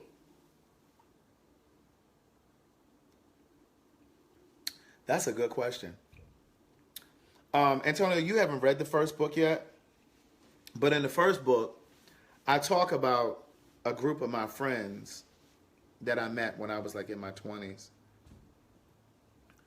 And we called ourselves the Hedabrinks. Y'all know who the Hedabrinks were? Who are the Hedabrinks? The Hedabrink sisters. I'm going to give you that. The Hedabrink sisters. The married guy, Antonio? No, he ain't coming on my podcast. I don't even talk to that Negro no more. You got to cut. Some people you got to cut off. You want to be... Who are the Hedabrink sisters? Does anybody know?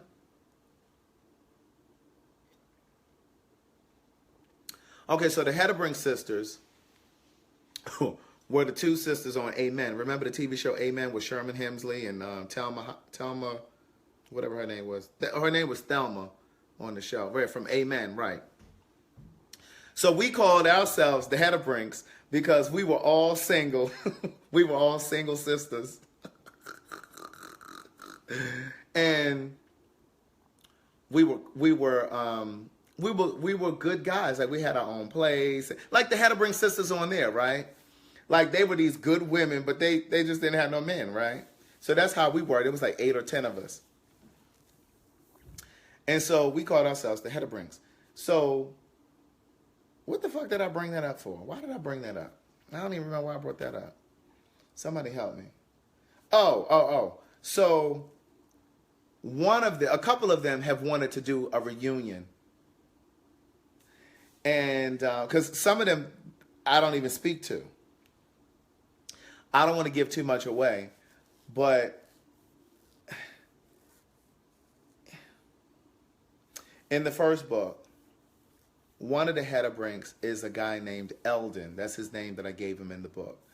The one that I say was alcoholic and started dibbling and dabbling in coke, which was part of the reason why I had to distance myself.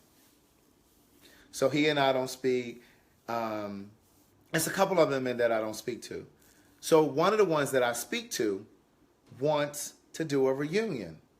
And he was just like, we just all need to take a trip. I said, listen, I'm all for going to lunch, but I don't know about taking a motherfucking trip with with some people I ain't talked to in years. So that would be a good idea to do a reunion and have a podcast, but I know they wouldn't want to have a conversation about it on, for all of y'all to hear. And I'd be completely okay with it. But I don't really foresee that happening. Angela is on a podcast. My friend whose house I'm in right now. She was on the podcast because she works in education. So she was on the podcast educating our children, schooling their parents. She's on that one. The girl that I just told y'all about that didn't give me a place to stay, she coming on the pod. Well, I've already recorded it. She's on, but I haven't dropped it yet. So she's on the. I ain't gonna tell you who it is because I don't want y'all to be. I don't want y'all to be like biased and shit. But yeah. So she's coming on the podcast. But yeah, the married guy. No, I don't talk to him anymore because his wife contacted me. You all read that in the second book. What's up, Tiffany Harris? How y'all doing? What happens is I usually go back at the end of the video. Well, not right away, but after I do the live, I usually go back and respond to your comments or questions. Like yesterday when I was talking about why some gay men risk it all, like when they're at the height of their career. Like I mentioned George Michael. Some of you were like Tevin Campbell. That was a good point. Because remember, Tevin Campbell was the shit. in the 90s, right? And his career tanked after he was trying to proposition some undercover cop. And it came out that it was a male cop. And that's when they ended up, that's when his career tanked.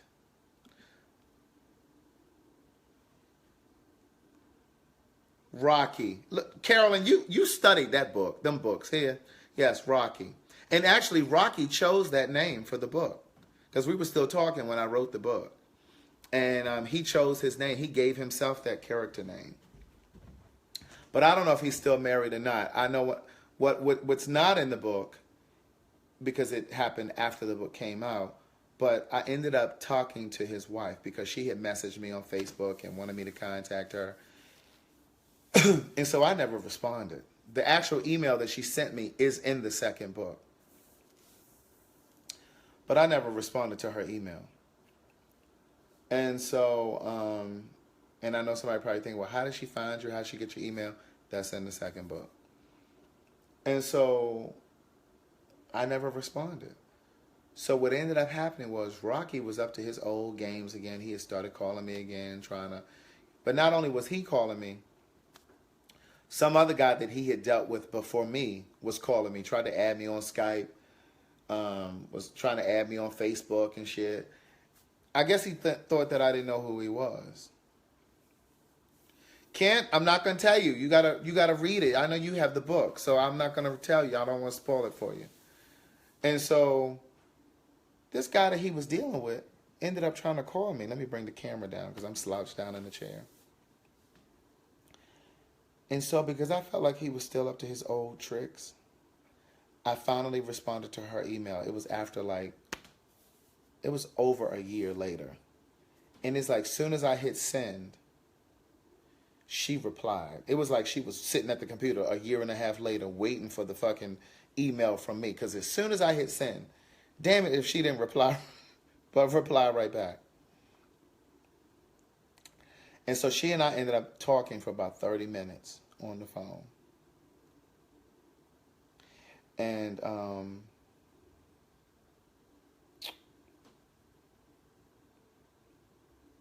I don't think I'm writing that in another book because I don't really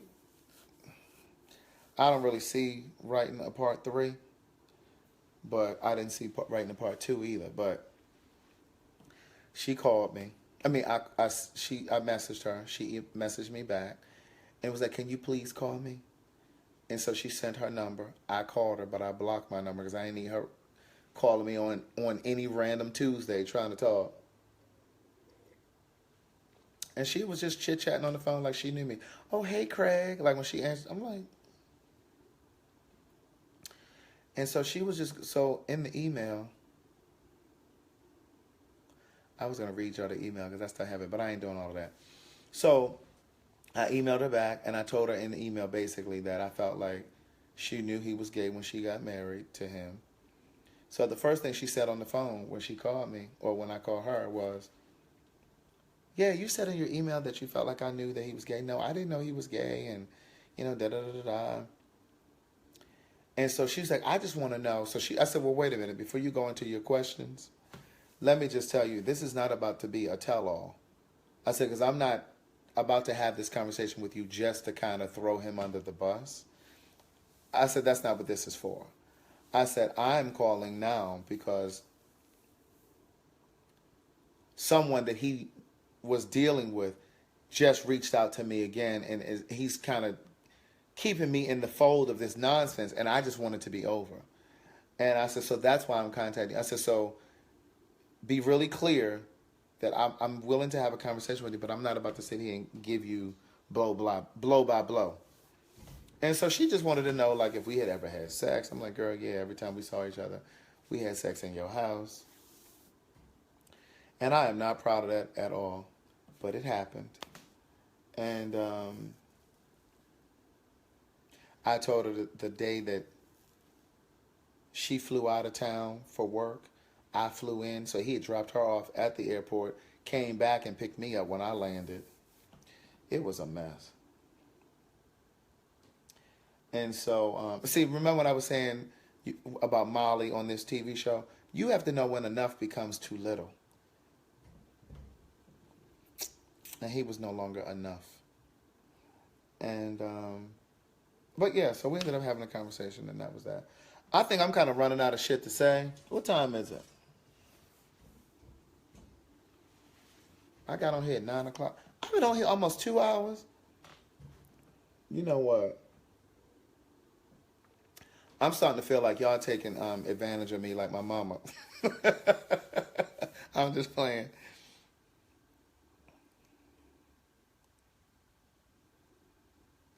Yeah, so I had to cut that off. But I am open to suggestions for conversations or topics for the podcast. Just email them to me. The email is up in the caption, too.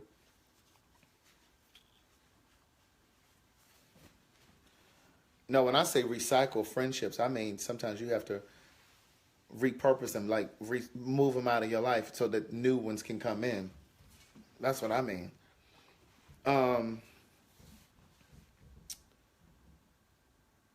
Yeah. She wasn't mad at me. She wasn't mad at all. She was like, she basically went on to say, oh, you're welcome, Carolyn. Yeah, because that was not in the second book. Because that happened after I published the book. But yeah, but we ended up having a conversation, and she was just basically saying that she had gone to him several times to give him an out. Like she went to him and said, listen, do you, because they weren't having sex. And she went to him and was like, listen, do you want to be out of this marriage? Da, da, da. He kept saying, no, you know, da, da, da. He didn't want to leave. Because, see, I think he was really obsessed with the illusion.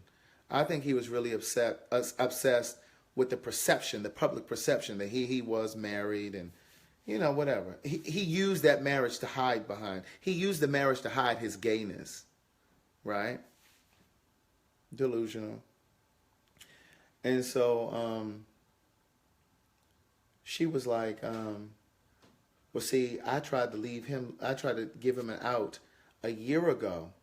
And I told him, you know, we could split everything 50-50. She said, but now he'll be lucky if he leaves this marriage with his drawers, right? So I was just like, oh, wow. And so, Bianca, I didn't even know you were in here. How long you been in here?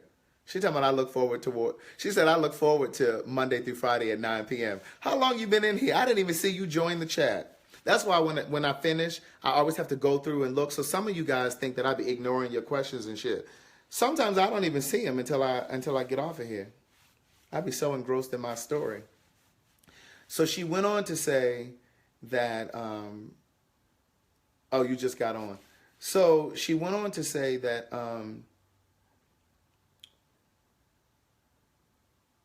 it was God. She said because the day before I had responded, because remember I told you I didn't respond to her email for over a year. Well, the day before I responded, she said she was praying to God and said, God, she was praying and trying to decide whether or not she should go and see a divorce attorney. And then the very next day, here my black ass sends an email. She said, you ain't nothing but confirmation for God. She said, I'm getting a divorce. So I don't know. I haven't talked to her since then. But before I called her, because like I said, when I emailed her, she sent me her number. And before I called her back, she let him know that I had reached out to her. She said, Craig just reached out to me and I'm about to talk to him. I just gave him my number. And so I said, well, what did he say? She said he didn't respond. She said he's probably trying to figure out what lie to come up with. Because what ended up happening was when she first found out, so she told me how she found out about me. She was home cleaning up one day, and there was a coffee table, right? And underneath, she had moved the coffee table, I guess the vacuum or some shit, and a card that I had sent to him when he was overseas was underneath there. If you read the second book, you know I had sent him a care package, and I put a card in there. And so she found that letter, my card, but she also found a letter from another guy that he had dealt with before me. I knew. And so she didn't tell me his name, and I told her the guy's name. She said, yeah. And I said, yeah, I knew who he was. He had told me about this guy that he had dealt with before me. So what happened was when she asked him about it, he lied and said, "Oh, I was just some guy that had a crush on him." Well, if that was the case, why you keep the letter? If you weren't interested, why would you keep a card from somebody you're not interested in? That doesn't even make no sense. But see, that's what I'm saying. That was her being dumb. She wanted to believe that. And so she found that card. And then I also believe on the other side of it, I believe that that was his way of, he wanted to be caught. I think on a subconscious level, he was tired of running and he wanted to be caught. Because why would you leave something out like that to be found? Like, that don't even make sense. So when I emailed her back, this isn't in the book, Carolyn. None of this is in either of the books. And so when I emailed her back, she texted him, Craig just emailed me and I'm about to talk to him on the phone. And he never replied to her message. And she said he's probably trying to figure out what lie he's going to come up with.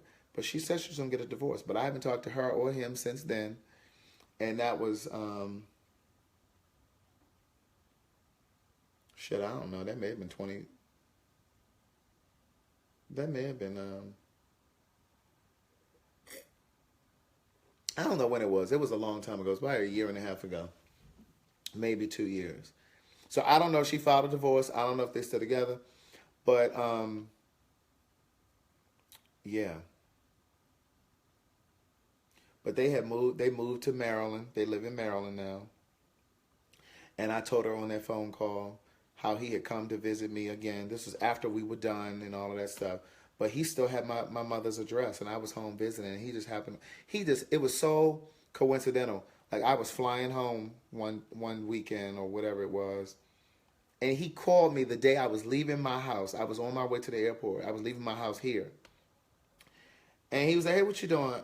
I said, "It is so crazy." I said, "I'm on my way to the airport." And he told me that he lived in Baltimore because they had moved to Baltimore. He told me the whole story. And so he ended up coming over to visit, like, at some point while I was home. I didn't know he was coming. He just drove. He had my mama's address still. And this Negro showed up. And so when she and I were on the phone, she was trying to tell me how they had moved up there. I said, "I already know." He told me. In fact, he came to my mother's house a couple weeks ago, or whatever it was. And she was like, "Really?" I said, "Yeah, y'all live in Hyattsville. I already know." He told me. And she was just blown away. But she wasn't upset. In fact, she said, "Well, what's the name of your book? Because I need to get these books. I need to get this book." So I don't know if she ever got the book or not. But then she even said, "Well, I would love to go on the tour with you." She said, "Because I'm sure I could help other women who have been in this situation." She said, "So we could speak together." And I'm like, "Girl, we are not friends. And no, thank you very much, please."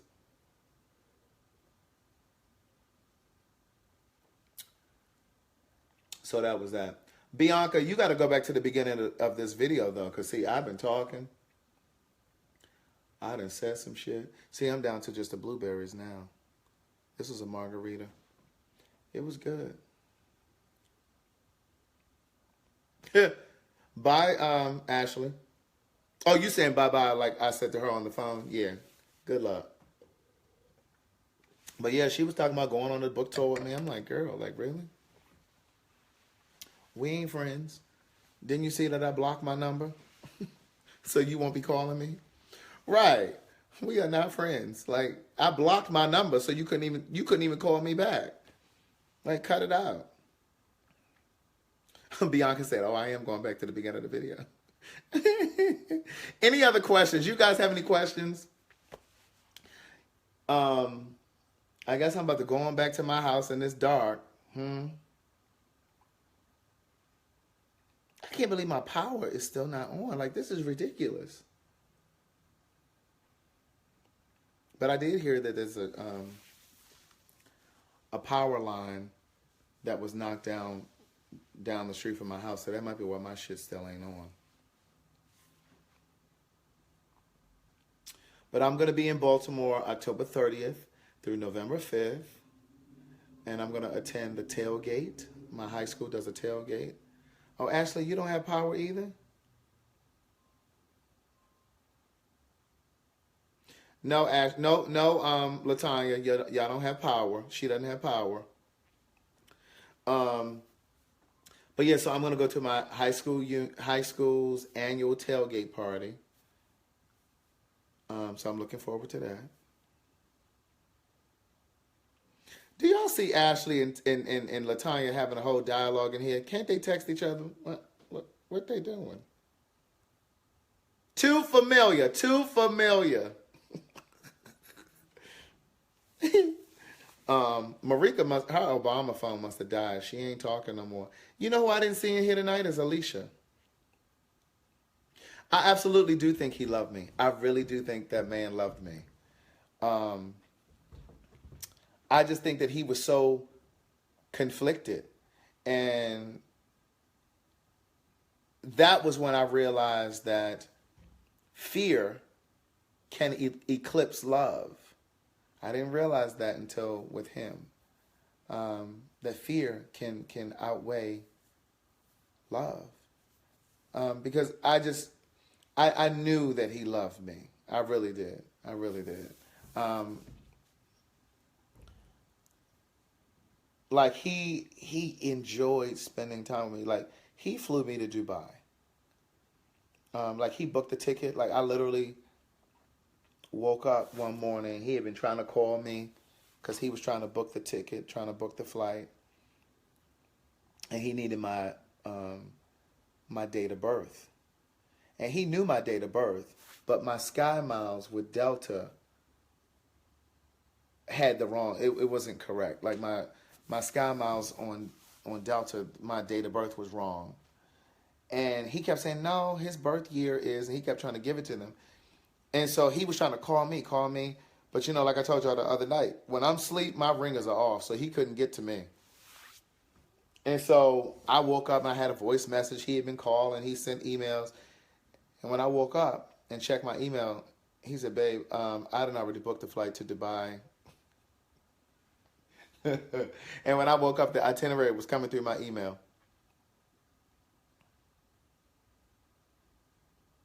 Oh, I got you, Latanya. Yeah, he couldn't live his truth. And not just because of his job, but just because of his family. And again, it goes back to what I was saying a moment ago. Black men are expected to live this linear life. You know, just to be linear. Like as soon as you see a black man that expresses, like he's eccentric and he dresses outside of the traditional shirt and tie, or he does some real funky shit with his hair, even though it might be dope, people are all of a sudden start to question his sexuality. I'm not talking about gay men. I'm just talking about black men, period. And so it's like we got to stop trying to box people in. I did love him. That was the closest I came to a relationship, and that was 2013. But I've been single since 2011. So I've been single 6.5 years. But people have said to me, no, that was a relationship. And I mean, it was a relationship, but it wasn't a relationship in the sense that we were like, okay, we're together. Because like, nigga, you married, so we are not together. Okay, so I was clear about that.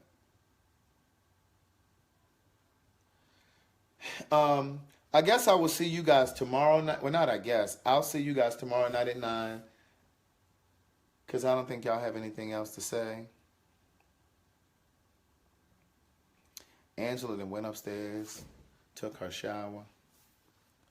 I'm going to have to take a shower in the dark.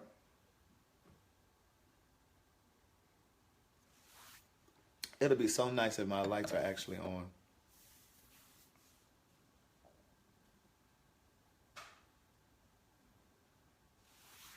I am over him. I'm over that motherfucker.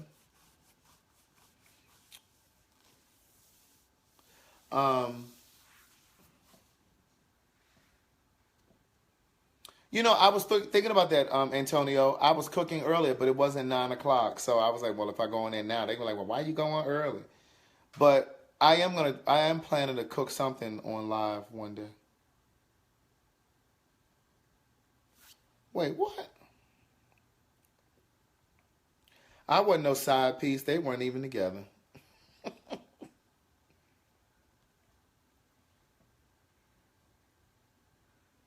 Yeah, I was using my phone flashlight too. Bianca said, good night, Bishop. Adrian said, "Oh, I was enjoying listening." Well, I mean, what else are we gonna talk about? What y'all got to say? Because I'm out of shit to say right now. I'll have plenty to say tomorrow. No, I haven't been. Look, Tiffany really trying to keep this conversation going. No, I haven't been into anybody since him. He was, well, well, well, well, well, well, well, well, well. All right, so let me tell you this story. I was thinking about staying at Angela's house, but I didn't bring any fresh underwear, right? I was like, oh, I can get some more of this. Trust me. I was really thinking about. I could have spent the night, but I thought my power was gonna come back on. So I came over here just so I could cook, so I could eat something. Came over here, made a couple meals. I ate. Because again, today I was sitting at home eating pistachios and trail mix. So I come over here with my little food and shit, and I was gonna cook. Well, if I take this off, what am I gonna put on, Tanya? I didn't bring any extra underwear. I could take a shower, but like I can't walk around in this lady's house naked. Now, if I was home, I could walk around naked. But I didn't bring a change of clothes. I didn't bring a toothbrush. And I got to brush my teeth tonight and tomorrow morning. I floss and brush at night and in the morning. Well, I don't floss in the morning because I flossed at night and I brush my teeth. But then in the morning, I got to brush my teeth. And I don't like walking around with a yuck mouth.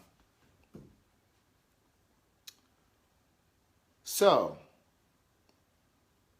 he was the last person I was involved with because I see y'all talking about don't forget the story. Well, what? Well, what? We listening.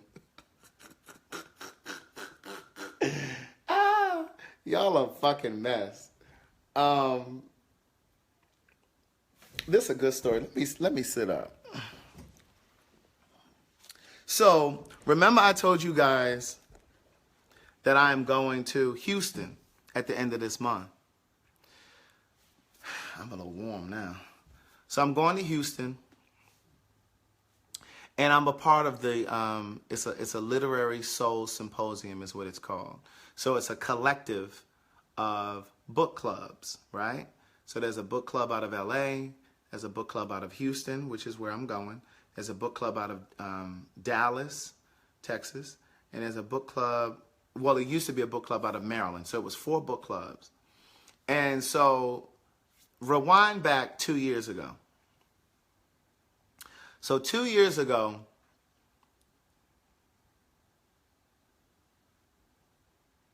yeah, 2015, my second book was about to come out, right?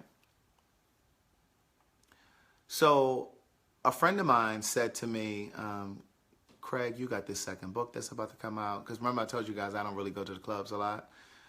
And so if I do go to a club now, it's usually if I'm out of town, like if I'm someplace else. Not for any particular reason, but just because, you know, when you out of town, like you just kind of want to see what the people in the other town do. So, you know, whatever. And so, but I don't really go out here.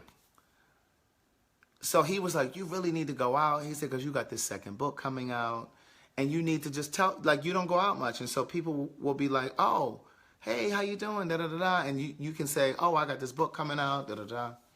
He said, that will help you get the word out. And I said, okay, you're right. That's true. So we went out. And so I'm okay. You know, we having a good time, but I'm ready to go. After we've been out for a while, I'm ready to go. So I am a hip hop fan. Oh, Robert, you done went to the casino and you done came back? You got a lot of nerve. I'm just playing.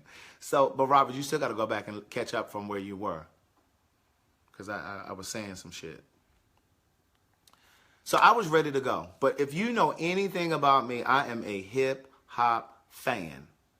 I love music, period. I'll listen to anything from Jay-Z to Coldplay, right? I'm a Coldplay fan. I love Liz Wright, jazz. I love Liz Wright so much I write about her in the first book. I'm a Frank Ocean fan. Like, I just love music. So I was ready to go But then they started playing like Biggie and Little Kim, like that whole 90s Junior Mafia, Bad Boy era shit.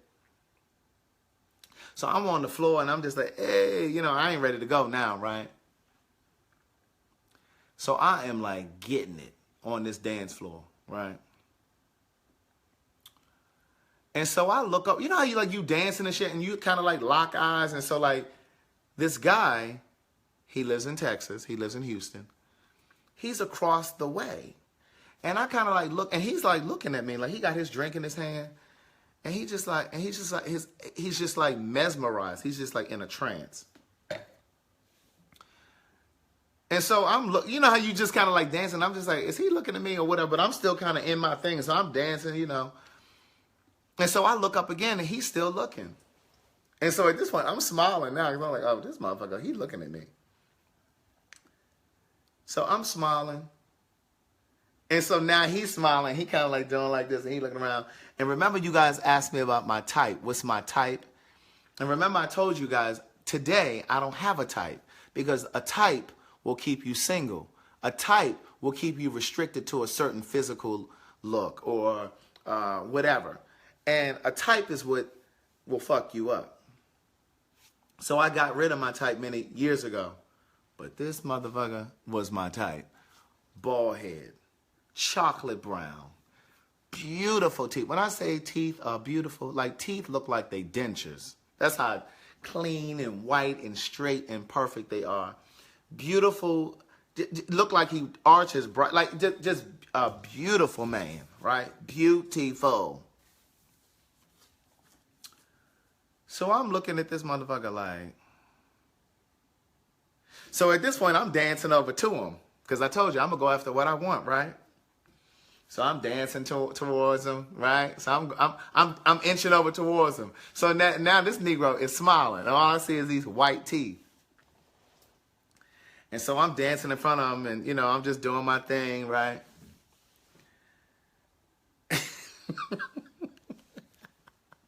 I am too fucking much. And so we start talking or whatever, and I was like, how you doing? You know, da-da-da, you know. So we chit-chatting or whatever, and so he was on his way to the bar to get a drink. But because I came over to him, that nigga ain't moved, right? And so we standing there talking, and so he told me his name, beautiful name. I ain't gonna tell you his name. I told him my name, and he said to me, the first thing he said to me, he said, you wearing them pants? Because I had on the, whatever. I had on these, he was like, you wearing them pants? Riri said, yes, you are. At least I know I'm a mess. No, he's not in either of the books. No. Because remember, I was going out just to promote the second book. So both of the books had already been written at this point. So, he asked me my name. I asked him his name, da-da-da. And I was like, you live here? He said, no, I live in Houston. I said, are you for real? He said, I know, right? And he has like this boyish voice. But when you see him, he just looked like he's beautiful. He's a beautiful man. And I was about to show you a picture, but I'm talking to you on my phone. But I'm not going to do that. But anyway, so we chit-chatting, and so he says, Tiffany, sit back and listen to the damn story. She asked me the question, now she want to ask, is he ongoing? Just listen. I'm gonna give you everything you need to know. So, because now I'm up on 2 hours now. Oh, we over 2 hours. Look at. So, he told me he's from Houston, and so I said, oh wow. At this point, the lights come up at the club, right? It's time to go. So he says, well, let's either I said exchange numbers or he said it, whatever. So we exchanging numbers, and he said, well, what you doing? What you doing tomorrow? And I said, I don't really have any plans tomorrow. Tomorrow was Saturday. Hey, Ray. So the next day was Saturday. So he was like, well, my boy that I'm staying with, he's having a game night tomorrow. Won't you and your friend that I went to the club with, won't y'all come over? And so my friend knew the friend that he was staying with. Adrian said he got his popcorn. And so my friend knew the friend that the guy was staying with because they lived in the same townhouse community. So I felt comfortable. I was like, okay, cool, whatever. And so that night I got home. He texted, "It was good meeting you." That whole thing. You know how we do that. And so I was like, "It was good meeting you too." He said, "I'll see you tomorrow." Like he was really trying to make sure I was gonna come the next day. So then the next morning he texted me, "Good morning. You still coming today?" And I was just like, "Yeah, I'm gonna come." So my friend that I went to the club with wasn't able to go. So I dragged one of my other friends with me. So we went, and when we got there, he was all smiling. He looked really handsome, just that whole thing. And he's like, "You good? You need anything?" Because I didn't know anybody there, right? I mean, I've recognized some faces, and I think I did see a couple people that I knew, whatever. But for the most part, my friend and I that I went with, we didn't really know anybody there. So he was like, "You good? You need anything?" So he was making sure I had drinks and shit. And so this is the first time we're really having a conversation. And so he asked me what I did, and I said, "Well, I'm a writer. I published a couple books." And I said, I'm just publishing my second book. And he's like, "Oh, wow, really?" And so I had asked him what he did, and he just said he was in accounting. Now watch this. So I was like, "Oh, cool, that's what's up." And so do I have my keys? Because Angela probably going to sleep, and I need to lock the door when I leave. I don't even know if I have my key. Oh, no, I got it. So he was like, so he just told me that he was in accounting. He just left it real general. And I was like, "Oh, okay, cool." And so he was like, "Well, listen, my best friend," talking about somebody down in Houston, one of my good friends is a part of a book club. Robert said, "Just stay there." Robert, we've already had that conversation. I can't stay here tonight. I've been to the gym. I'm sweaty. I need a shower. I don't have a change of clothes. So anyway, he was like, "My friend is a part of a book club, which is this literary soul symposium that I told you guys about." He's like, "It's a book club in Houston. I'm going to tell them, send me the information about your book. I'm going to connect you to them. And if they don't choose your book as a book club selection, I'll host one for you at my house." I was like, "Oh, okay." So, of course, part of me was thinking, okay, he just talking, whatever, right? So I sent him a clip from my YouTube channel. I told you guys about this before. I'm reading a little piece from my first book. And so I sent it to him. It's the same piece that I use on my jack. Yeah. So I sent it to him, and we had a good time that night, right? So we talked or whatever. And so then when I was about to leave, I gave him a little peck on the lips. Not a kiss, just a little smooch, right? So then we were supposed to get together for brunch the next day, which was Sunday, but we never did. So they went to church and all that other stuff, and then he had to fly out. So fast forward, I was scheduling a reading, my very first reading in Houston. And so I let him know that I was coming. And that was the time that I told you that the woman from the girl that I went to college with, her mom hosted one for me. And she said all of these amazing things. And when I got to the house was crowded. So that was technically not scheduled. I had one planned for the day after that. But she scheduled that one. So I ended up having two in Houston. So when I got down to Houston, I saw him every single day that I was there, right? So he came to the hotel where I was staying, picked me up. He picked me up in a white Range Rover. He had his name engraved, like when you stepped up on the thing to get in the truck. He had his last name scrawled on there, right? I'm like, okay. And he had on this collared shirt and jeans. He looked really dapper. He had on some jeans. The jeans were really tailored. He had some dress shoes. He had like this collared shirt. One of them shirts that's like custom made. It's like $200, like a $200 shirt. Watch this. So we go to eat to this little Italian place. It was dope. We had a good time. We had great conversation. He showed me around Houston. I had been to Houston before, but it had been many years. He showed me around Houston. He showed me just different points in Houston. So it was cool. And then we went to this other place for Mexicans, for margarita, Mexican food and stuff. So we did that. And then he dropped me back off at the hotel. And so then the next day, I think I did not see him. And then I ended up staying with a friend too while I was there. So I stayed in a hotel part of the time. Then I stayed with a friend for a part of the time. And so he came over. How did I first see him? So she was like, oh, invite him over. Why don't you just invite him over? And I was like, okay, cool. So I texted him and was like, hey, we getting together. My friend and her husband are cooking on the grill. You want to come by? So he's like, yeah, that would be great. So he came by. Mind you, he lives like 30 minutes from her. So he came by, because Houston is really spread out. If you've ever been, you know that.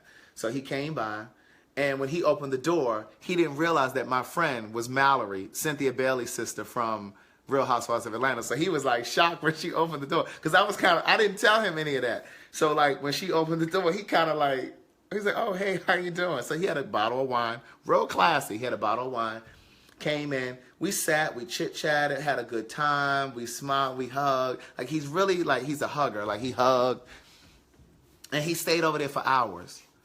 And so so I walked him out and gave him a hug. When he came over this time, he was in a 2-seater Benz, black on black, right? I was like, this motherfucker got some money. So I had already Googled him by now.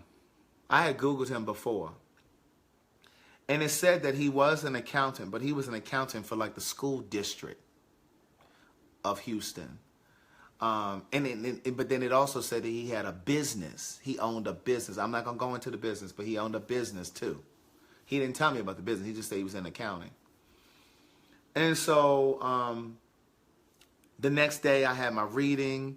It was great. He was like, how did it go? I was like, oh, it's cool. Da-da-da. Now, he ain't no dope dealer. And so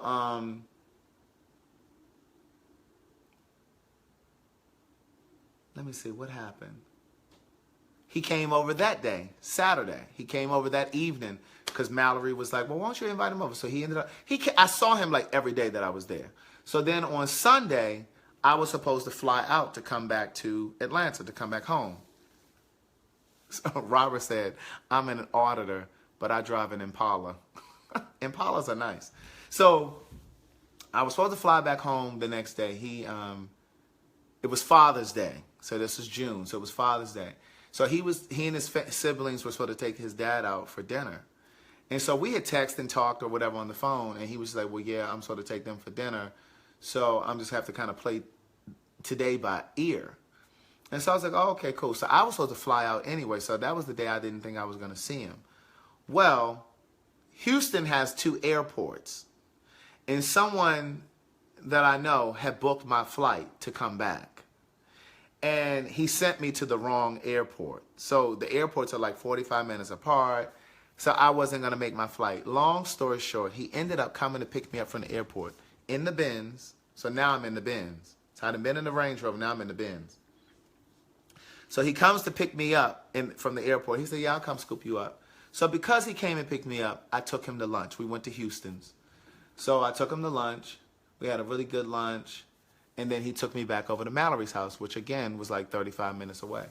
So then he left and went home or whatever. So Mallory was like, I really like him. Like he is so, she said he's so handsome and he looked like he got some money and da-da-da-da. Like, why don't you be with him? I said, Mallory, now this is where I'm about to school you. I'm about to teach you. I said, no, I do think he's nice. I think he's really interesting. I'm interested, but I'm not doing all of the work. Amen. Effort is the only way to communicate interest. If a person isn't putting forth effort, they're not as interested as they say they are, right? I'm not doing all of the work.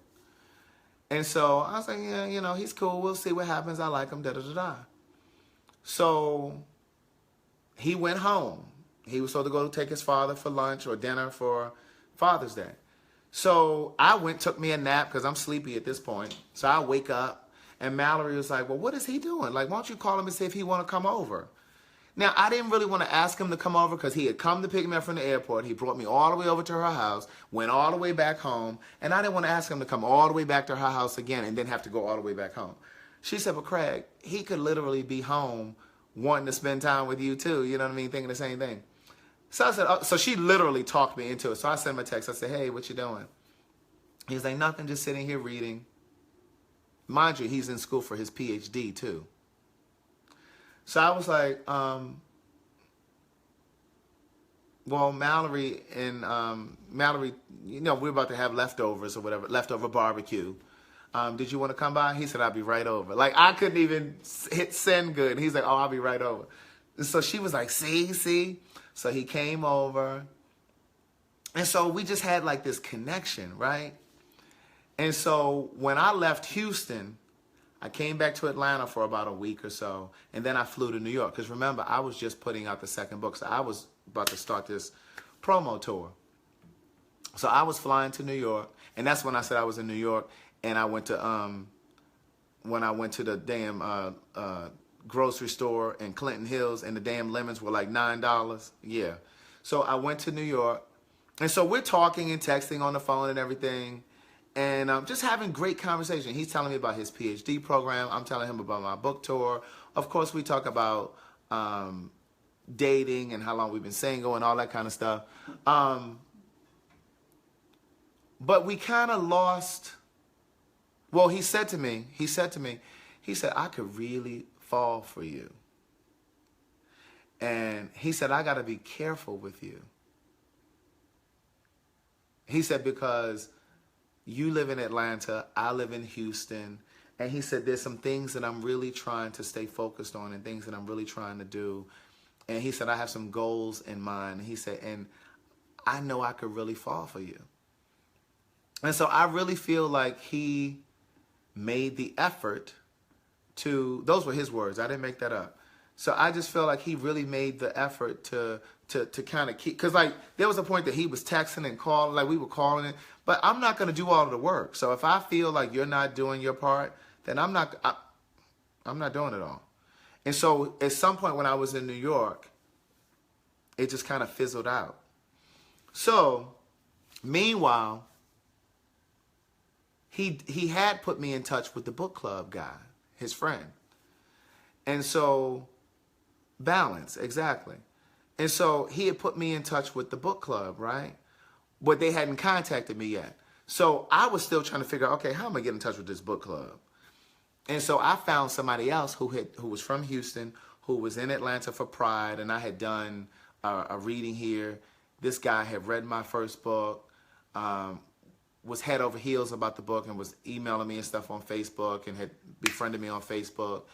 And so I reached out to him because I said, well, maybe he knows about this book club, this same book club. Because I just didn't know if the guy would really, if he had really done it. Well, come to find out, the guy that had read my book knew exactly the book club that I was talking about. So he put me in touch with somebody else that was in the book club. When I tell you, so let me say this. So the guy who I was talking about, who I was going out with, he said to me, this book club is a part of this whole symposium, and they're doing an event in Maryland or DC in September, so ask them about it. So he had already planted that seed. So when the other guy put me in touch with the book club, I asked them, I said, well, what's this event that's going on up in September? And they told me about it. So I ended up going to the event. He did put me in touch with the book club in Houston. They had chosen my book. I didn't know they had chosen it. So I'm in DC at this book signing in this symposium. And I'm sitting down, and his best friend from Houston walks by and says, hey, Craig, I'm Bobby from Brother to Brother in Houston. Brother to Brother Book Club in Houston. And I said, oh, hey, how you doing? Nice to meet you, da-da-da-da. And so I sat down. And I looked and I said, wait a minute, is that the guy? Because he had told me his name. And I said, I walked over to him. I said, are you such and such his best friend? He said, yeah. I said, oh my God, he told me about you. And so Bobby and I became really, really close, like quickly. Like, so that whole weekend in DC, Bobby and I were like this. Like, Bobby was sitting next to me when I was doing my signing and just whatever. So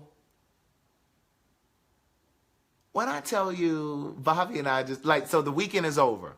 So Bobby and I are like, well, let's take a picture together, da-da-da. So he's like, I'm going to tell the guy, I'm going to call him Mike, because I don't want to say his real name. He's like, I'm going to tell Mike that I saw you up here in D.C. He said, he didn't tell me that you were, he was like, he didn't tell me that you were so sweet and that you were so handsome and da-da-da. He said, I got to tell him. So we take a picture. Bobby and I take a picture together. So I said, all right, Bobby, well, I'm about to get out of here. I got to go. The symposium is over. And so I said, text me the picture that we just took. So I used the restroom. I had to pee, so I go to the restroom. And I'm thinking I would have gotten the picture by now. So I come back and said, Bobby, you didn't send me the picture. He said, I did. I sent you the picture already. Well, come to find out, he didn't send it to me. He sent it to the guy. He sent it to Mike, right? And so we looking through his phone like, well, where did you send the picture? As we're looking through the phone, Mike sends a text message and says, laughing out loud, tell my baby I said hello. Now, mind you, this is September. I hadn't talked to the guy since June when I was in New York. Because I told Bobby, I said, I haven't talked to him in ages. So he was like, tell my baby I said hello, da-da-da-da. And Bobby was like, you didn't tell me that he was so handsome and that he was so whatever, so nice and so sweet. And so of course he texted and said, tell him tell Craig that I'm going to talk to him. I'm going to call him. I said, whatever, he ain't going to call me. He ain't consistent. So he never really was, he just kind of fell off. So then they all came to Atlanta like a month or two after that because they were celebrating somebody's birthday. Then Bobby and I became really close. So then I ended up going down there to hang out. And you know what I'm saying? So I see him every time he comes to Atlanta, every time I go to Houston. And like, he just... I don't have the answer for you. I don't know. But this last time, because I was just in Houston, I had never seen his house. I was just in Houston. I'm fixing a pillow in this chair. I was just in Houston probably 2 months ago. And I was staying at Bobby's.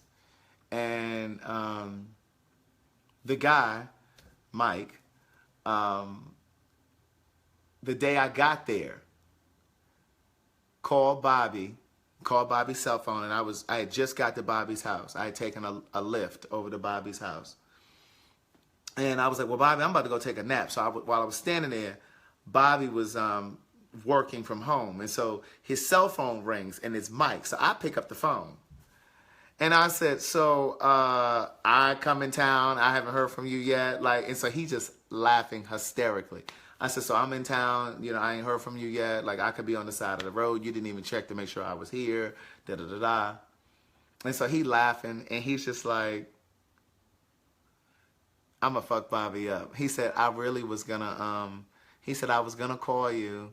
And, you know, he said, I'm actually calling because I want to invite you guys over for a happy hour at my house. So this was like 3 o'clock. Now my black ass was about to go take a nap because I literally was on not a red eye, but I was on like the first flight out, like 6 o'clock something in the morning, right? So I was exhausted. And so I put Bobby on the phone, and Bobby is like, okay, what time you want us to be over? Okay, we'll be over. So Bobby was like, well, Craig, you don't have time to take a nap because we about to go over to such and such house. And I was like, okay, baby, when I tell you this motherfucker is rich, he's rich. He's not doing well. This motherfucker is R-I-C-H rich. Part of me started to feel, because I've known him now for 2 years. This is the first time I've been to this man's house. I see him every single time he comes to Atlanta. But I jumped something. Let me go back. So the last time he came to Atlanta, I'm going to come back to the house. Last time he came to Atlanta, he reached out. And I had a wedding to go to. And he was like, hey, he said, hey, the same guy that he stays with, his best friend, he was staying with him again, but the guy bought a new house. So he was like, oh, such and such is having a housewarming. I want you to come by. I said, whatever. You calling me today? I said, you came in town yesterday and you calling me the day of the event? I said, I have a wedding to go to. I'm not coming because, again, I'm not stop, dropping, and rolling for you. So I was like, no, I got shit to do. He said, are you serious? Like, I'm not going to get to see you? Like, I really would love, it would really make my day if I could see you. You know, I would love to see you. And I said, well, then I guess you should have let me know that you were coming in town. You knew you were coming in town when you booked that plane ticket. Amen? You teach people how to treat you. Maya Angelou said that. So I was like, no, I got shit to do. I said, I have a wedding to go to. So the guy was having a housewarming. So I figured the wedding and the housewarming were going to happen around the same time. So I was like, no, I'm going to a wedding. And he said, well, what time? I said, the wedding is at 6 o'clock. It was an evening wedding. He said, well, the housewarming don't start till 9 o'clock, so you can go. So I ended up going, right? Of course, he's smiling. And this time, he leans in for a kiss before I leave. So we have a great time there. Oh, and those of you who read my first book, Carrington showed up at that party. Yeah. So anyway, when I'm leaving, he kisses me. I said, oh, we kissing now? Oh, we kissing now? Like that? And he's like, whatever. He's like, let me know when you get home. So that was that. So then fast forward, I'm in Houston. So Bobby and I, we pulling up. Bobby pulls up. I'm thinking we pulling up to a call box. Now, we got a little call box at my little condo. Huh? You call up, you dial up, and I say, who is it? And I buzz you in. This motherfucker has an armed guard. Say it with me. An armed guard. You pull up, there's a box. So we pull up, and Bobby's like, hey, you know, da da da. So then Bobby said, so then the gates just open up. And so Bobby says, oh yeah, you know, he has us on the list, talking about their little group of friends. He said, oh, he has each of us on the list. So when we pull up, we just have to show our face because he has us on the list, and so they know us. And I was like, oh, okay, baby. Now, I have seen some things in my day. I'm going to tell you. I have seen some things in my day. I'm not easily enamored by money, okay? I've seen money. I've been around it. So, I mean, it takes a lot to impress me, right? Them gates swung open. I'm going to tell y'all like I told my friends when I told my friends this story. I'm going to tell y'all just like I told my friends. When them gates swung open, bitch, it was like the air smelled differently behind them gates. When I say them, it was like the oxygen. Like the trees were green. The trees were greener. It was just like, it felt like I had went into it felt like I was in a whole nother country. Them gates swung open and I was just like, damn, it was a fountain it was a fountain. There was a fountain in the middle. And it was like it was a circle, right? It was a circle of grass and there was a fountain in the middle. And it was just all of these trees, just all of this arbory. And like, it was a driveway that went around that, right? And it was just like real provincial looking. It was like real Spanish, French, provincial. All of them were white. It was like white stone. Like, it was like these white stone loveliness. Like, I don't even know how to fucking describe it. And each one was privately owned. So we pulled around like midway of the circle. So it's like a circle in the middle of this. Because I don't think y'all really picking up what I'm putting down. So it's like an oval circle, right? So you pull through. So like this is a driveway all around it. And all around here is like these individual townhomes that are white. And in the middle is this fountain. So we pull around like midway and his is right here. He owns a 5-story townhouse doesn't even do it justice because that sounds like some shit that when you connect it to the next bitch, It wasn't even no cul-de-sac. Yeah. Listen, I Googled that shit when I got back home. The starting price. You ready for the starting price? I said starting price. Unfurnished. You ain't even bought no furniture yet. $1.25 million starting price. When I say this motherfucker's house was everything, his had to be up probably about $2 million because he had a 5-story. The starting price was 1.25, and the other ones were 4-story. So I'm sure his was close to $2 million. Then he had some shit. Listen. When I say the shit is so motherfucking beautiful. So when we walked up the stairs, there's like this iron gate for his front door. It's like a wrought iron gate, but it's encased in glass. So in other words, you can take the glass and open the glass and just let the air come through the wrought iron. Oh, bitch. Listen. He had pony hair, cowhide, ottomans and shit. Like when we came up the stairs, and that first level was like his living area in the kitchen. The refrigerator was built in the wall. Now I've seen them refrigerators where it's built in and it looks like the cabinetry. I didn't even know this shit was the refrigerator. That's how this shit was so disguised. And so when Bobby and I got there, it was him and 2 other guys. And they were just kind of sitting around. And he was just like, oh, yeah, well, we're not going to stay down. Because I went and sat down, right? And I'm, of course, walking in trying to look all unimpressed. Hey, how you doing? This is my first time seeing him since I got to Houston. Hey, how you doing? Gave him a hug. Hey, how y'all doing? I'm Craig. And I sat down. Inside, I'm like, bitch. So I sit down. And he said, well, no, we're going to go upstairs to the next level. We go up. It's a spiral staircase inside. We go up to the next level. That level is his bedroom. So now, when Bobby and I first came in, we walked up a flight of stairs and we walked into the kitchen in the living room area.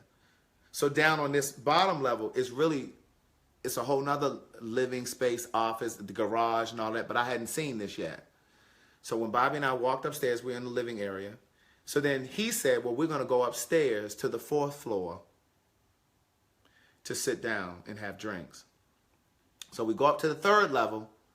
That's his bedroom. So we pass that, go up the staircase again. We're on the 4th level. So there's a 5th level that I haven't seen. So we're on this 4th level. There's a guest room there. There's a whole sitting room.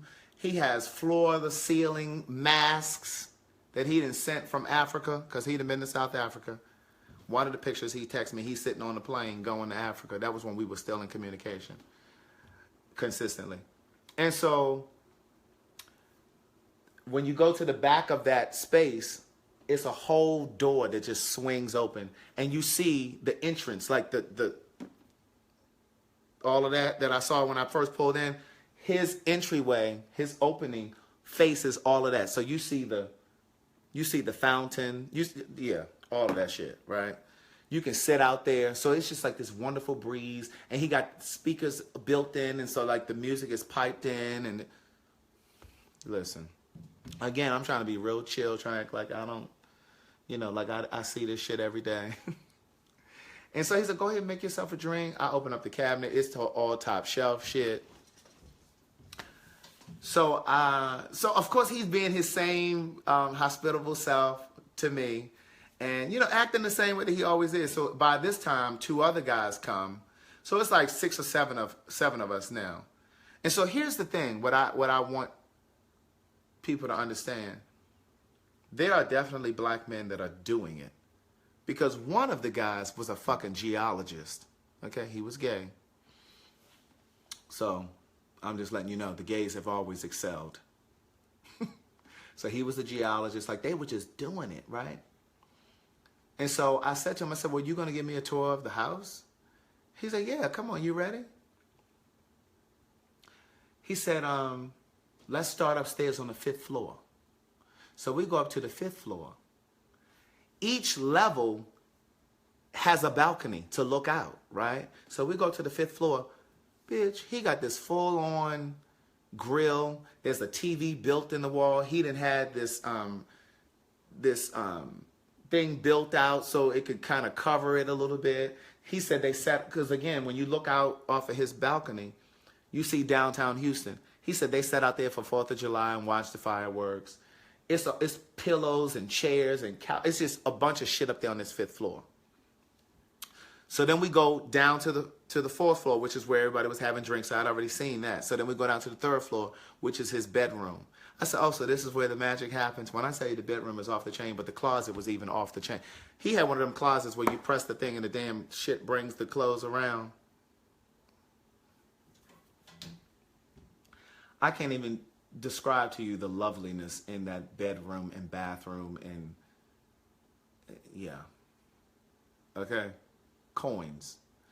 So then we go down another level. That's the level that we came in on, remember, the kitchen. So then we go down to the basement level. And so that's when I see, like, there's an office, there's another closet. He got more clothes and shit in there. When I say he got designer shit, he had like a rack of those shirts that I saw when I first met him. Those $200 shirts, he had a rack of them shits, and they were going by color. So they went from like yellow, they went from like white to pastel yellow to pastel pink and purple and just a rack of them shits. So we down in the basement now. So he got another closet down there. There's an office.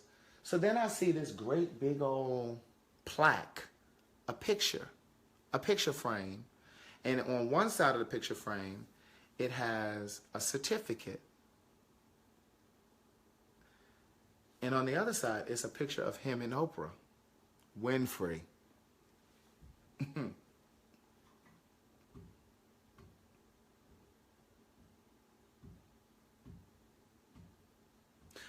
I could just stop right here. So I'm like, you were at the Legends Ball? This motherfucker was at the Legends Ball. If y'all don't know what the Legends Ball is, just go look the shit up. That was the party that Oprah did back in the day, where she was celebrating black women in Hollywood. It was not Stedman. I said, why haven't you told me this? He's so modest. He's so humble. Like, I would never know. And part of me just feels like maybe he has just tried to spoon feed me over these 2 years just to make sure that, you know, I like him as a person and just that I would still be around. I don't know what the fuck the deal is. But I said, you never told me this. I said, like, this house is beautiful. At this point, I'm like, okay, just give him his fucking credit. I said, this house is beautiful. I said, why haven't you never ever shared any of this? I'm looking at the plaque. The plaque was for, at one point he had gone to culinary art school. And my friend Bobby had always told me that he is a master chef, like he's a brilliant chef. He said, oh, he cooks for us all the time. Presentation and everything. So he says to me, well, you know, remember I told you, because he had told me that he had gone to culinary art school. He said, but, you know, at one time I thought I wanted to open up a restaurant. And mind you, this boy grew up in the projects of Houston. He was like, I told you that I went to culinary art school. And at one time I wanted to open up a restaurant, but I realized that this is not, that's not what I wanted to do. It's just a lot of work and that's not really my passion. And I was like, okay. So I said, but you've never shared any of this with me. I was like, I said, do you realize we've known each other now 2 years and I don't really know a lot about you? Like, I know more about Bobby and I met Bobby through him. I said, I stay with Bobby every time I come here, you know, you know, like Bobby and I stay in touch. Like, I just talked to Bobby on the phone like 2 days ago. Of course, I've talked to him because I made sure he was okay with the flooding and stuff in Houston.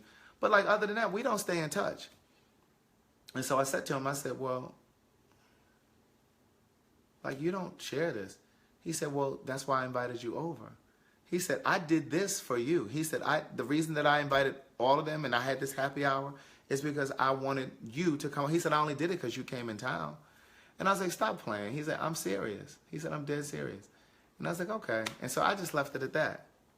Then this motherfucker says to me, okay, we're going to take the elevator back upstairs. Elevator? What? What? This motherfucker has an elevator in his house. We walk over and get on the motherfucking elevator. That was when I kissed him. I said, now I'm going to get a kiss, a real kiss. So we kissing and shit on the elevator in his house. And so that was it. So then I saw him every day that I was there that weekend. You know, we all hang out and do stuff. We went to a play and we did a bunch of stuff. And I see him every day and we spend time and I'll ride in the car with him if we going somewhere or whatever. But I don't know, he just, and we'll have these conversations like when I'm there or he's here. And I'm like, are you afraid of me? Like, what is it? Like, are you afraid of me? He's like, Craig, anybody afraid of you? And I'm like, I don't understand what it is then. And so he was just like, so I said to him when I was there this last time, I said, I would think, I said, if I didn't know any better, if he hadn't told me I could really fall for you, but I'm trying to stay focused, I would really think you didn't like me. I said, I would really think that you're not attracted to me, or that you're not interested. And he said, that's all in your mind. He said, that could not, he said, those things, he said, those are the furthest from the truth. And so, I was like, okay. And so I just left it at that. You know what I'm saying? I'm just me around him. We spend time when I'm there with but I'm just not going to go out of my way. So the last day or the day before I left, Bobby ended up having a happy hour at his house. And so he came over and we sat sequestered in the corner talking the entire night, flirting, and just, we've never done anything about that kiss. And that kiss came 2 years later. You know what I'm saying? We've had little pecks. But I just don't believe in trying to push myself on somebody. Like, I need to know that you're interested. Like, you got to show me that you're equally interested. So I just leave that where that is. But I'm sure I'll see him when I go to Houston because we've already texted about it. And I said, yeah, I'll be there. He already knows I'm coming. But this man takes major trips. Like their friendship group, their little group of friends, they just came back from Greece, the Mykonos Islands. He went to South Africa by himself. We text once while he was there, or when he was on the plane to go. He was in first class. Good luck. He was in one of them pods where you can lay back and shit. He's been to Paris. Like, I mean, like they go. No, he's comfortable in his skin. He's comfortable in his skin. I just don't try to figure it out. You know what I'm saying? And so that's the story on that. So like I said, I'll see him when I go to Houston in a couple weeks. But I don't break my neck, you know? One of the things he did say to me was, and this was a while ago, he was like, you know, I don't want anything long distance. He said, you live in Atlanta. I live here in Houston. And he said, I just don't want anything long distance. He said, like, I like to be under the person that I'm with. And I'm like, nigga, all that money you got, these little plane tickets from Atlanta to Houston, they only $160 or $50 or $80. Like, seriously? But, I mean, I get it. I'm just not going to try to force it. Like, I just feel like you need to meet me in the middle. And so that's where I leave it. And that's that. I cannot believe I've been on here this motherfucking long. So there is another guy that I'm talking to. Well, we just started talking on the phone. He lives in Florida. And when I say this, when I say he's beautiful too. Completely different look. He has beautiful hair. He's part Jamaican and part Chinese. When I tell you, good God Almighty. I met him 2 years ago. I was in Florida. I was down there for a signing. He wasn't at my signing, but I met him while I was down there. I was hanging out with one of my friends, and I met him, And at the time, he had a boyfriend, so we didn't really communicate much, and that was that. Yeah, so I just give him his space to stay focused, because like he has like another year for his PhD and whatever. And I just feel like if something's supposed to happen, it will happen. You understand? Yeah, I think I'm doing the right thing too, Brent.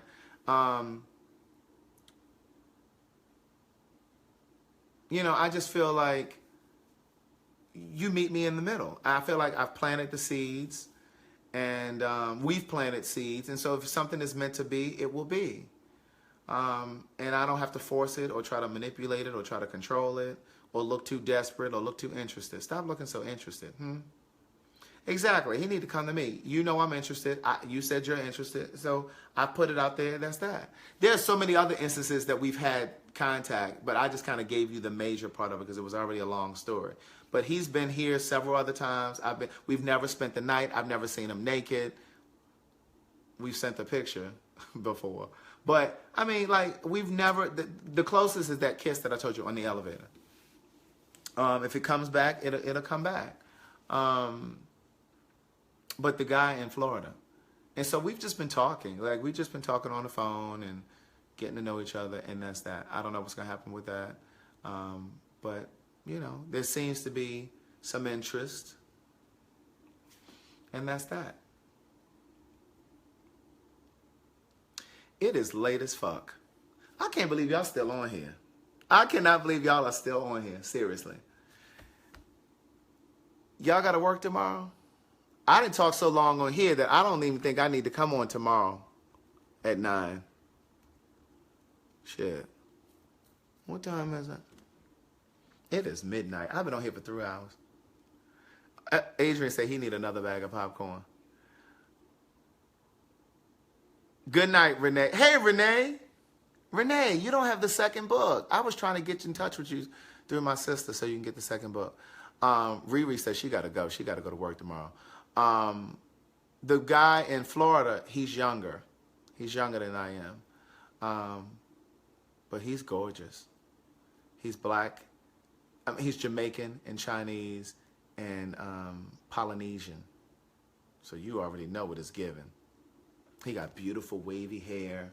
And like when we get on FaceTime to talk, like I said, I've known him for 2 years, but we really just started talking on the phone like over the past, since like July. And like there might be days where we don't talk, but this past week we pretty much talk like every day. And so like sometimes I get on FaceTime with him and he'll have his hair pulled up into a bun. Like the shit is just fucking sexy. Renee. You crazy. Yeah. No, I'm not saying, Renee, you crazy. Renee, I don't know if you know how to work PayPal and all that good stuff, but I got the details up in my caption in this video. If you go to PayPal and send $20 to that email address up there, so much to say podcast@gmail.com, I won't charge you the shipping and I'll send you a signed copy of the second book. And see, I think I kind of like long distance too, to start, because it allows you to build and you have no, like, that's why Rocky and I worked in the second book, because he was away and we had no choice but to do, like we did Skype every day, 4 hours, and you're forced to learn each other and get to know each other. And we were forced to communicate. There was no sex, because you know what I'm saying? So we knew we liked each other as people, because it's easy to fall in love with a motherfucker that you don't even like. How many of y'all have done that? Fallen in love with somebody that you don't even like. And so I don't mind long distance to start off a little bit, you know, and then you make plans to, you know, because like I told the guy down in Houston, Negro, I'm a writer. I can live anywhere in the world. So what you really saying? Fuck this long distance shit. Like, what does that mean? Now, I'm not moving right away. You know what I'm saying? You need to come here a few times. I need to come there a few times. And then I need to come and stay. He can't come and stay here because he got work. He owns a business. So I could come there and stay for an extended period of time to make sure that we really want to do this. And then I would move. Yeah, my books are real life, Glenda. They're true. They're 100% true. But yeah, so I would do that. But, you know, again, I'm not putting forth all of the effort. But it's been a wonderful conversation with you guys. My mouth is dry. I need some water. Ain't nothing left in here. I'm going to go to my dark-ass house. Hopefully the lights are on. That would be a wonderful surprise. But yeah, Glenda, all of the information are up there. All of the information is up there. But anyway, you guys have a great night. Sleep well. Say your prayers on your knees. Amen. If you believe. I'm not trying to proselytize you. And remember that ego thing. Remember I told you tomorrow, apologize or at least make amends with whoever, because, you know, that ego is something. Forgive, forgive, forgive. Yes, Kent, I'm believing that my lights are on too. Amen. So you guys have a great night. Be safe and keep loving yourself. Bye.